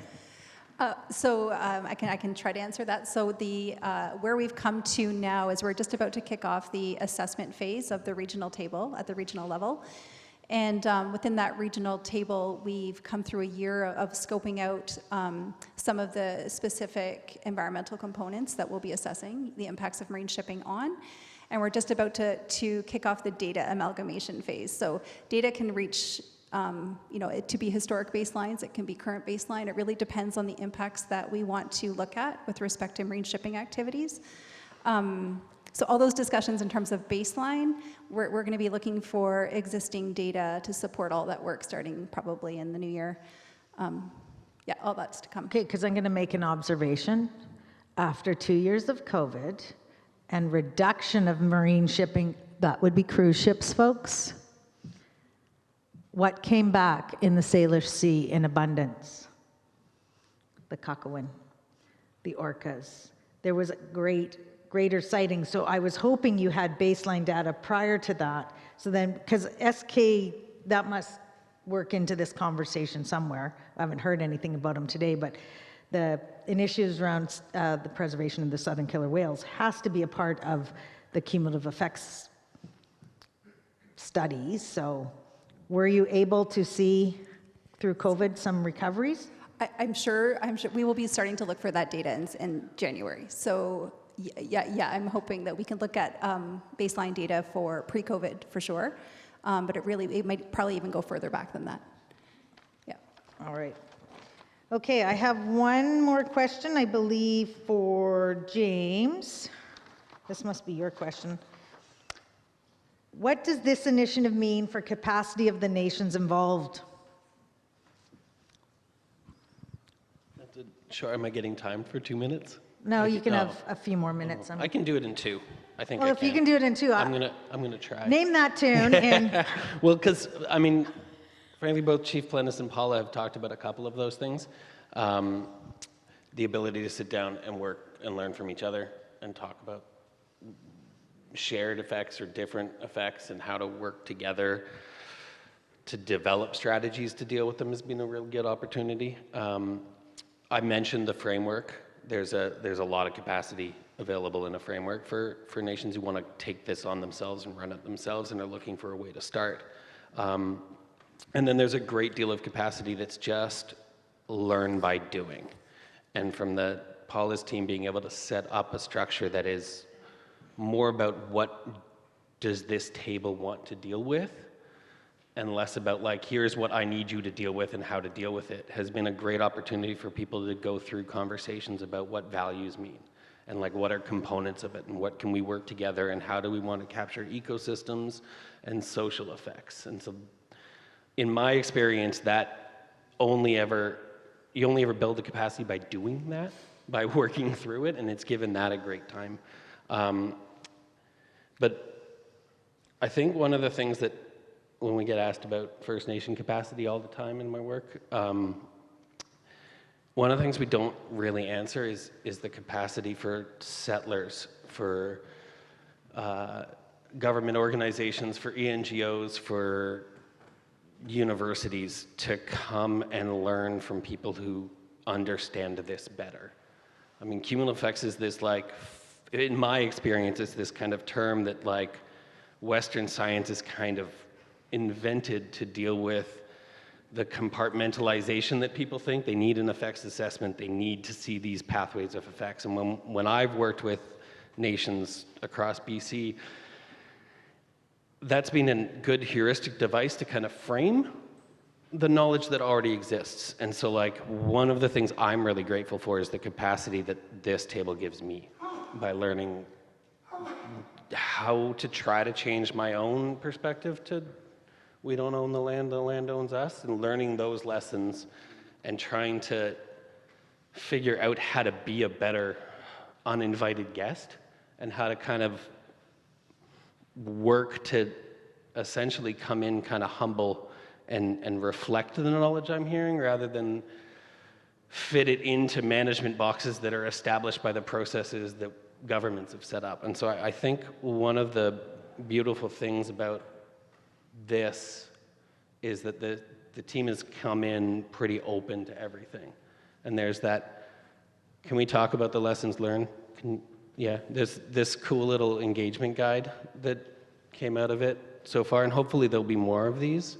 But this is kind of, in my head, this should go to governments rather than nations, to be like, this is how to come in humble and how to come in and learn. Because you don't know, nobody really understands this, and it's better to learn from the people who do than it is to come in and try to fit things into boxes. And so I just wanted to take the opportunity to talk about how it's helped capacity on my side of things. So I hope that helps. That's actually refreshing. Thank you. All right, I probably have time for one or two questions if there's a question from the floor. Jordan? I want you to go to the mic, please, because we have many viewers online that would love to hear your lovely voice. Yesterday you said they want to see my lovely face. This is more of an observation plus question to maybe to Paula and to the others of the panel. And it's more along the lines of the question you brought up about southern resident killer whales and looking for baseline. And what happens is that you get different departments of government getting stymied because, well, that's not our responsibility, that's so-and-so's responsibility. And what we've tried to do for a number of years, say in case in point for the Oceans Protection Plan, remember it was the $1.5 billion response to the pipeline development, and we're going to protect the oceans, et cetera, et cetera. We've discovered 75% of the money got cannibalized internally to different departments. What I found working with the process was that there's a certain level of complacency between departments that, okay, well, we're good at this, so we're going to do that. And you guys are good at this, and you're going to do that. What we've tried to do with First Nations is to demonstrate that interconnectedness, that everything is connected. So when we sit at a table, we want to be sitting there as a clearinghouse to recognize that you can't just compartmentalize something over here and then have it follow funding envelopes. So it's really about making sure that when we, and I've talked to as many people as will listen, it's about engaging with First Nations early and often. When you're going to Treasury Board to look for funding to do something, get some advice then about what would be the process to involve First Nations, because I guarantee everybody wants to be part of that conversation. We help to develop Clearinghouse, we're a convener, and so that, like the Oceans Protection Program had 6 federal departments, but each one decided, well, we're going to do this. DFO said we're going to do that. Transport said we're going to do this, you know, et cetera, et cetera. And you're back into the same stovepipes. What we need to do is make sure that we're looking at this holistically, involving First Nations to embrace that. We say we want to involve Indigenous knowledge in all of our considerations, yet we don't engage that principle about let's get involved in that conversation, look at the worldview. So I would encourage Paula and company, when we're doing this with the committee work, that we're not just limited by funding envelopes to do certain things, that we're actually exploring how does this fit like the Indigenous worldview? Because we see it as all connected. We saw the salmon parks, we saw the trees, we saw how they, you know, everything is connected. And so we need to be incorporating that thinking. But I know it's hard to kind of blend that with the bureaucracy, with budgeting, but if we could pass one message along, it's about engaging with nations early and often. We've tried to say it to PSSI, to BC Shrift. We're not looking for an accounting when we say we want to be involved in that. It's about really identifying where those priorities go to. So that's what I wanted to say. I don't know if there's a real question in there, but you might want to say, gee, great idea, or something like that. That's a great comment. Thanks, Jordan. All right. I agree with Jordan. That's what I would say to that, because we can't keep doing this work in silos. You can't keep pulling things apart and thinking they're going to come together at the end of the day. They're not. And I just said this to the provincial government people the other day. I said, don't ever complain to an individual First Nations group or person that you have no capacity. Don't ever do that. That happens all the time. Oh, we can't do that. We don't have the capacity. No. You work for the federal government. You have a job. Some of these communities have 4 people. When we are talking about capacity, it's like literally there is no capacity. And the ability to acquire capacity costs money. Just like it costs money to buy fishing license, it costs money to hire people to be able to help you and assist you do the work that needs to be done in the communities. So I think there's a completely different understanding when we talk about capacity at the First Nations level and the government saying, oh, I don't have capacity. I'm not picking on you government employee people, but I'm really saying, I can tell you, and we can all document, how many jobs were created out of OPP. How many jobs have been created out of all these things? When he says that it's getting cannibalized internally, it's coming in your federal budget. Nothing against anybody in this room, but I'm just pointing out the obvious.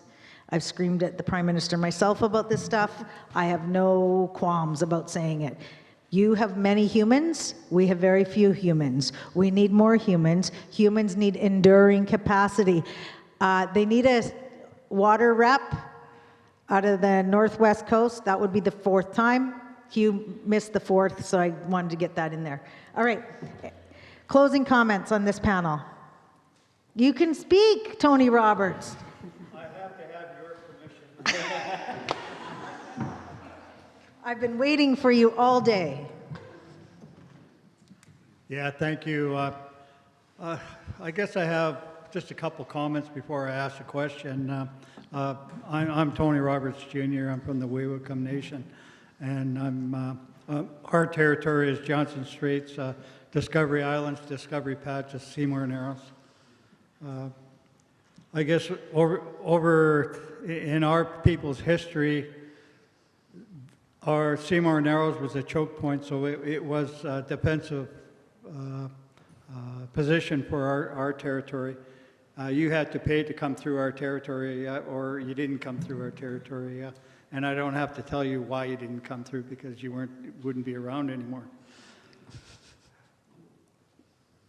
We in the past little while have been talking to you about Johnson Straits and Seymour Narrows. You want to increase the shipping tonnage to come through Seymour Narrows. And I've said this to you in other meetings too, maybe not yourself, but to Transport Canada and whoever is part of this. We don't want to talk to third parties. You sent the Pilot Association to ask us that, and that's an insult. We're a government, and we expect to deal with the government of Canada or the provincial government. We don't need a third party coming in to do that. And I just wanted to say that and make it well known. And I guess my question to you is, what happens if we say no to your plan? What do you just keep planning and just push us aside, or do you have a plan for the plan if the plan doesn't work and we disagree with it? And I guess it's important to know what the government is going to do if we say no. Because we don't agree with the shipping in our territory. We don't agree with the cruise ships coming through our territory. Nobody asked us. We don't agree with it being called the Alaska Highway when you look at a chart. You didn't ask us. Our waterways are our highways. That's how we get around, we have in the future. And even increasing the shipping through Seymour Narrows, we're now going to tell you that you have to have one of our guides for any of those ships to come through Seymour Narrows. We're experts in those, in our territory, in those waters. Seymour Narrows and Cape Mudge, for people that don't know, is in the top 10 of the most dangerous waters in the world. And I'm an expert in those waters. I grew up there my whole life. I've navigated those waters. It didn't matter if it was a 10-knot tide or a 15-knot tide. I know how to get through Seymour Narrows. But I won't be doing that on a freighter, though. But I'll leave it there. What happens if we say no? Thank you. Thanks, Tony. Thank you for the question, and thank you for the information about the pilots. So I can definitely take that back to the people in Transport Canada that are working on that. In terms of the cumulative effects of marine shipping initiative and the way that we've set up the partnership and the iterative work plan, is that when we get to that stage, so we are co-developing the assessment approach, we are co-developing the assessment methodology with our First Nation partners, and at the end stage is the collaborative development of recommendations as a result of the impacts that are occurring. So nothing will be put forward by Transport Canada alone. It's a joint work plan with our First Nation partners. So if, like I say, if you say no, or there's not any recommendations that you would like to put forward, then there will be none put forward. I think that there's a lot of capacity that's being built even just going through the process. We have some of our end goals that we would like to get to that we've co-developed together with our regional committee, and that is to collaboratively put together recommendations as a result of the cumulative effects that are found. I think there was something, I guess just in terms of the Seymour Narrows and that specific geographic area. So we are also looking at that area through our North Coast Cumulative Effects of Marine Shipping Initiative, and we are looking at 2 areas of concern that were shared amongst the 14 nations that we're working with. And one of them has to do with underwater noise, which includes all vessels producing underwater noise through Seymour Narrows. And another one has to do with vessel strikes on cetaceans, on whales in the entire Northern Shelf bioregion. So we're getting to a stage now where we've come through, like collaborating with our First Nation partners, we've come through some assessment work. And we're at that stage now where, you know, we've done some modeling, we've done some assessment work, now what? And so now we're sitting down with our First Nation partners to say, okay, now that we know that this is happening, where do you want to take it? Yeah, I'm not sure if you have Thank you. I want to thank the panel. The First Nations Fisheries Council has a gift for your participation today. With that, I invite the youth panel to come up to the stage. Please take your waters with you, though. Oh, hang tough. You're going to get a picture.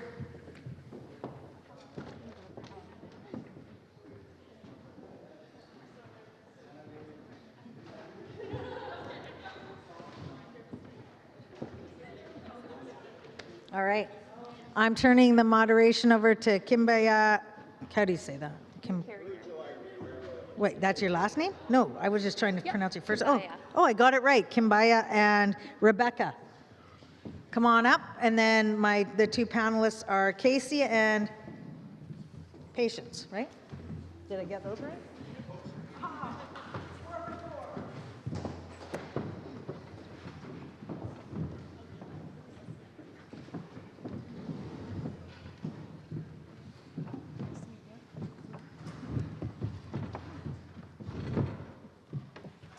Hello, everyone. Last panel of the day. If you don't mind sticking around with us for a little while longer, I think we have some interesting things to discuss. My name is Rebecca McDonald, and I'm a project coordinator on the Partnerships and Intergovernmental Relations team at Fnfc. Today, I'm joined with my colleague and with two other panelists who will introduce themselves shortly. And before that, I just wanted to mention that I am originally from Peace River, Alberta, on Treaty 8 territory, and I am of mixed settler and Métis ancestry. And I'm really excited to co-moderate today's youth panel. Thank you. Hi, everyone. My name is Kimbaya Carrier. I am originally from Treaty 1, Winnipeg, Manitoba. I am of Franco-Michif and Mexican Mestiza descendants, and I am the Water for Fish project coordinator. I am happy to join you today with our youth panel, who will discuss their experience entering the aquatic habitat and fisheries stewardship space. So we do hope to learn what we can do to best support, empower, and amplify the voices and work of Indigenous youth as young leaders of today and the future. So just to get things started, we have our two panelists here today, Casey Sterling and Patience Muldo. Can each of you please tell us a bit about what you're working on and a bit of your background?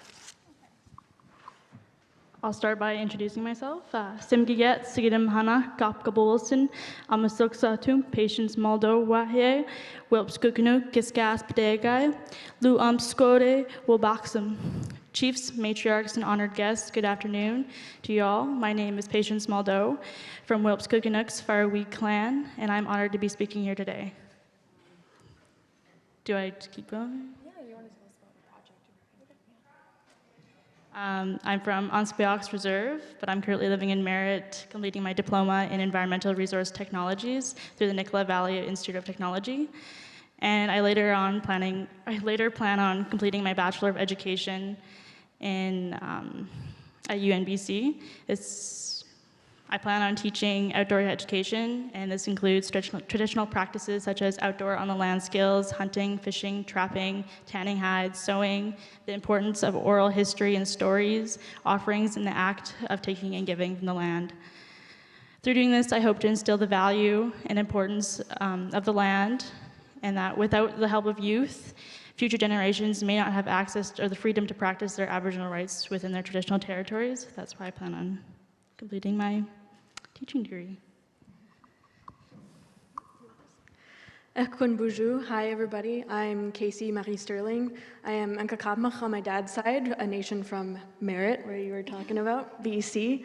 And I'm Mi'kmaq and Acadiana on my mom's side, Mi'kmaq from Bear River, Nova Scotia. But I grew up in Silcotin and Secwepemc territories in Williams Lake, BC.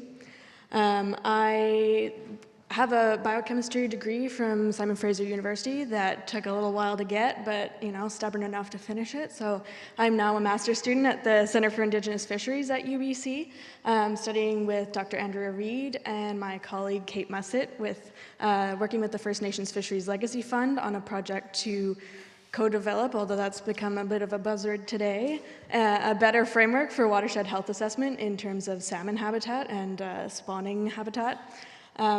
Personally, I am working on an ethics looking at the ethics of a case study of what we're working on in terms of working with Indigenous peoples in research, also from my perspective as an Indigenous researcher, but not from the lands where we are researching. And then also a bit of a nerdy biochemistry chapter about some DNA and some algae and what that tells us about salmon habitat. Thank you so much for those lovely introductions, and it's nice getting to know you both a little bit more. So the first question I wanted to ask is, what opportunities inspired you to work in the aquatic habitat space? Okay, I'll go first. First, I'd like to thank Taylor Whale for this opportunity, because without her, I wouldn't be here right now, and she recommended me for the panel, so. As for the opportunities that have inspired me, since I was a little girl, I've been fishing with my dad and my uncles, either out in the river or in the ocean. So just having that value and importance of being on the water is just made me want to protect it even more and inform others of the importance and the value and just how important it is. And that you can't put a price on it, because that is what's going to be left for future generations. Through having the opportunity of working within my home community with Gitxsan watershed authorities, it has provided me the space to feel inspired and uplifted. Through this opportunity, I'm able to be a part of the conversation regarding what is happening within Gitxsan territories. This includes being out in the field, seeing where my ancestors lived, walked, and thrived off our traditional territories. Through doing this, I am doing my best to protect salmon habitat and learning as much as I can from those who are taking the time to teach me. Thanks. Yeah, I have a slightly similar story in that it starts for me when I was a child. Since I grew up in the interior, my family and I would go dip netting for salmon every summer. And when I was a kid, we used to get many hundreds of fish in a single night that we would distribute across all of our family. But about a little less than 10 years ago, my family made the decision that we no longer felt good about fishing for salmon because it took us the space of 2 weeks to get 2 fish. And this is not an uncommon experience, especially within nations and in the interior. So I hope that sticks with you a little bit as you think about when we're talking about better salmon, especially sockeye runs this year. They may be better than they've been, but they're still not good. But when I was maybe about 14, one of the Guardian programs, one of the Guardians who worked with Department of Fisheries and Oceans, DFO, would come down and take 1 scale from every single fish that we caught, the lateral scale, it's the oldest scale in the fish. And myself being a very curious, insatiably curious kid, I asked them why they were taking these scales, and they just told me, well, I don't know, DFO didn't tell us, they want us to take it. And of course, that wasn't good enough for me.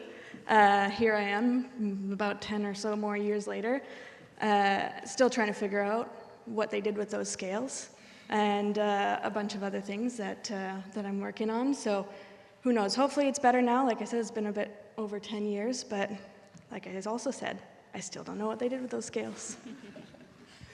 Thank you very much for sharing, each of you, about your journeys to where you are today. It's really clear that both of you have worked really hard, and we're curious to know, what is your biggest challenge or obstacle in pursuing this work? And what support helped you overcome this obstacle, or what support do you wish had been available? Okay, I'll go first. The biggest challenge I face right now is finding other First Nations youth that are interested in the same field as me, because that's oftentimes I find myself coming to these big events, and it's really hard to find people the same age as me. And I want to have the confidence to say that future generations are going to have people to carry them and show them different ways that we have now. So to point out this obstacle, how many First Nations youth are here today? Cool. So through coming to these events like these, I hope to inspire other youth to come out, be proud, speak, and represent your nation. Like, be proud. So. Thanks for pointing that out, because I think that was needed in this kind of a space. Yeah, I've had many different challenges at different points in my education, especially. They were different at the beginning of my undergrad as opposed to the end, and I'm sort of at the beginning of my master's as opposed to now when I'm wrapping that up. At this point in time, as with many other Indigenous scholars, I am over-asked, overworked, overstretched. I'm asked to do things that Indigenous scholars or non-Indigenous scholars with PhDs do, and I'm not even done my master's yet. I'm seeing this in younger students now in undergrad programs, even in their first year, who are Indigenous. They're being asked to do things that no one else in previous years had to until they were done their degrees. So we're increasingly being asked to do things that we don't necessarily have the capacity for. That word's also been thrown around a lot today. I personally, in the last 2 weeks, this week when was the first time I had off, I was working 2 weeks straight because I was asked to do a whole lot of stuff. So some of it's great, some of it's not so fun, but this is a common occurrence with Indigenous youth, Indigenous scholars and academics. Be mindful of what you're asking youth, because we are already being asked to do everything.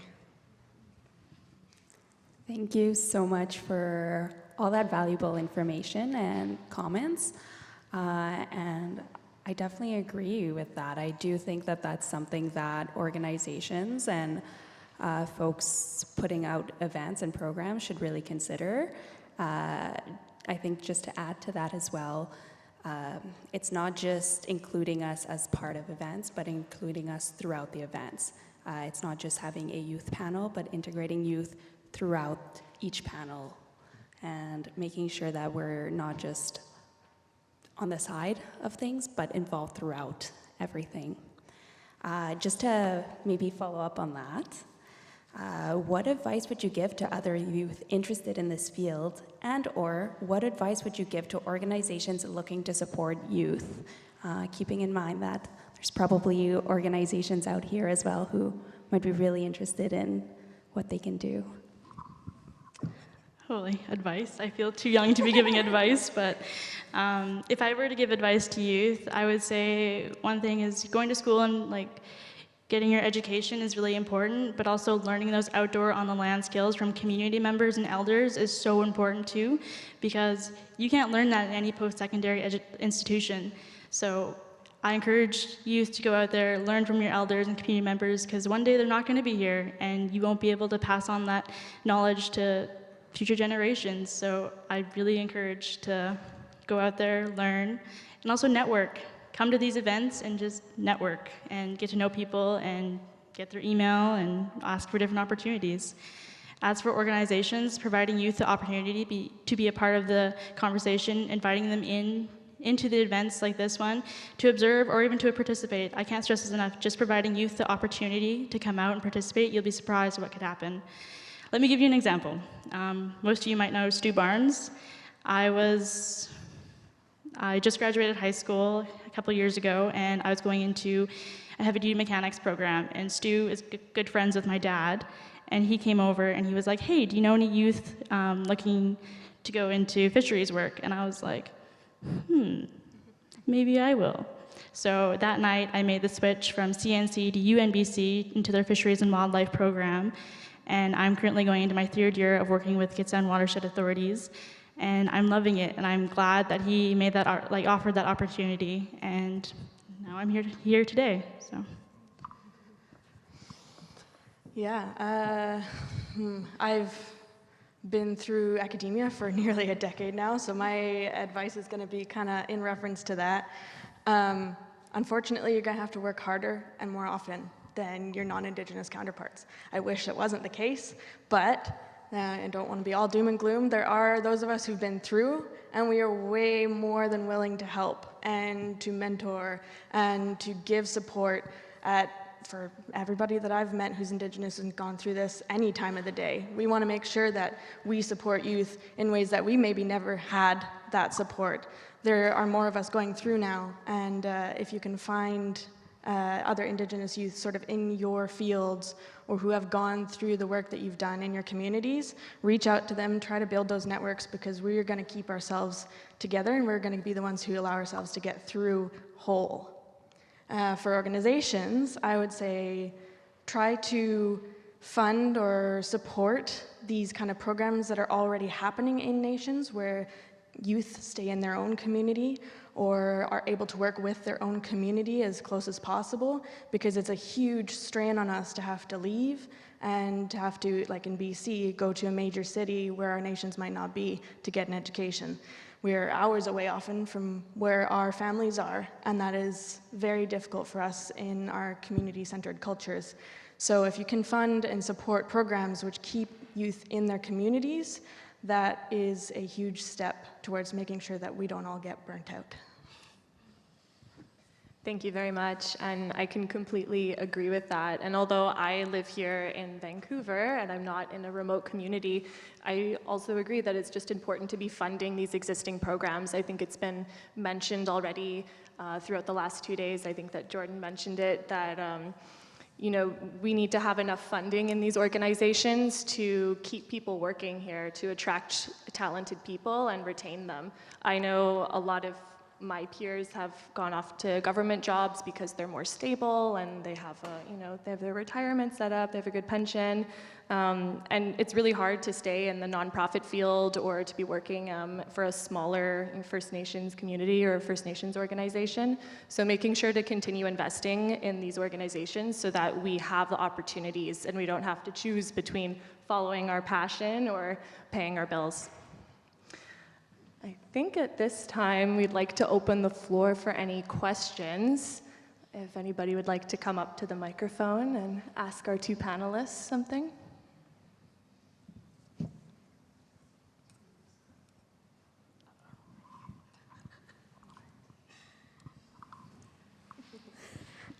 Maybe as folks are thinking of questions, hopefully, remembering that this is an open dialogue. It's always great to share your own experiences and any questions you might have, anything. It's an open space, safe space.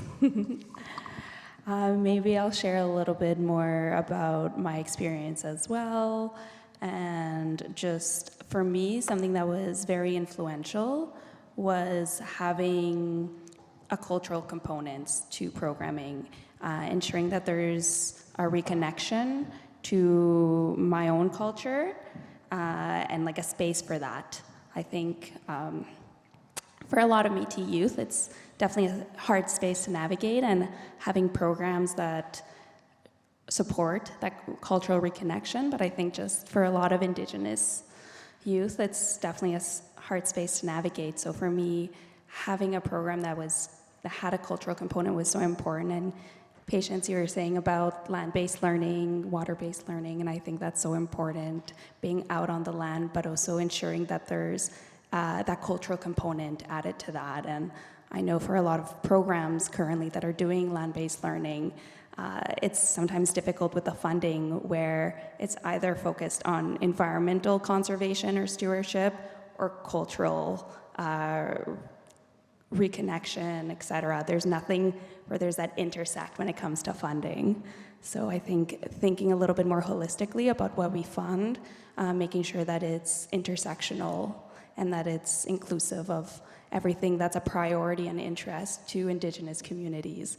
It's not about just siloing environmental conservation. It's about Indigenous food sovereignty. It's about our health. It's about our well-being. It's about reconnecting with our language and our culture and the environment and the land.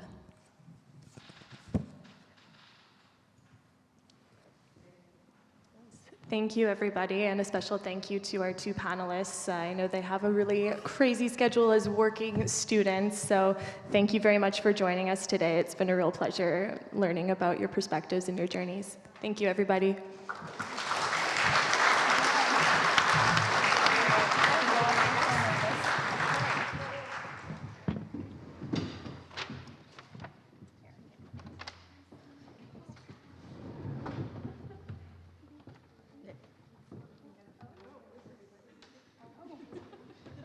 Yeah, read.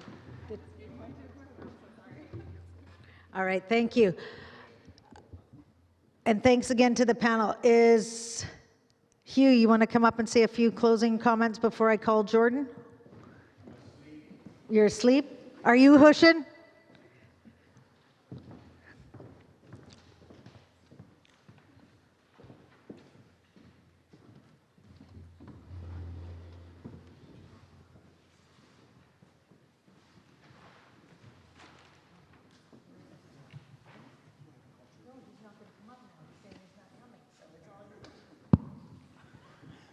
Thank you. Well, obviously, thanks, many thanks are in order for those of you who have come and attended our assembly. We do appreciate it. This is the way the FNFC gets direction from the First Nations people who come to our assemblies and our meetings and give us direction. Without that, we would not have it. And so we owe you a big debt of thanks. And we look forward to working with you next year and the year after and after that as well. We're sometimes a little perhaps scared is the word when we look at some of the challenges that are ahead of us. Challenges dealing with the federal and the provincial government. Challenges dealing with climate change. Challenges dealing with the effects of industry in the habitat of salmon and other seafood, just huge challenges. I really tip my hats to the panel that was just before I got up here to say thank you, because my generation and the generation before me screwed up. And unfortunately, the youth of today are going to be the ones that have to deal with it. I know that sounds really sad and down, but I've seen and heard some really strong youth voices over the past year or two, and I'm confident that they're going to meet the challenge. So a lot of really heavy decisions to be made yet over the next few years, some big challenges facing the FNFC and all First Nations in British Columbia. So we really look forward to you continuing to come to these meetings and these assemblies and providing your voice and giving us direction. Thank you very much. Have a safe trip home to everyone who is traveling today. Thank you to the chefs for keeping us fat. And thank you to the Musqueam again for this awesome building and allowing us to meet here. Chu, let go, let go.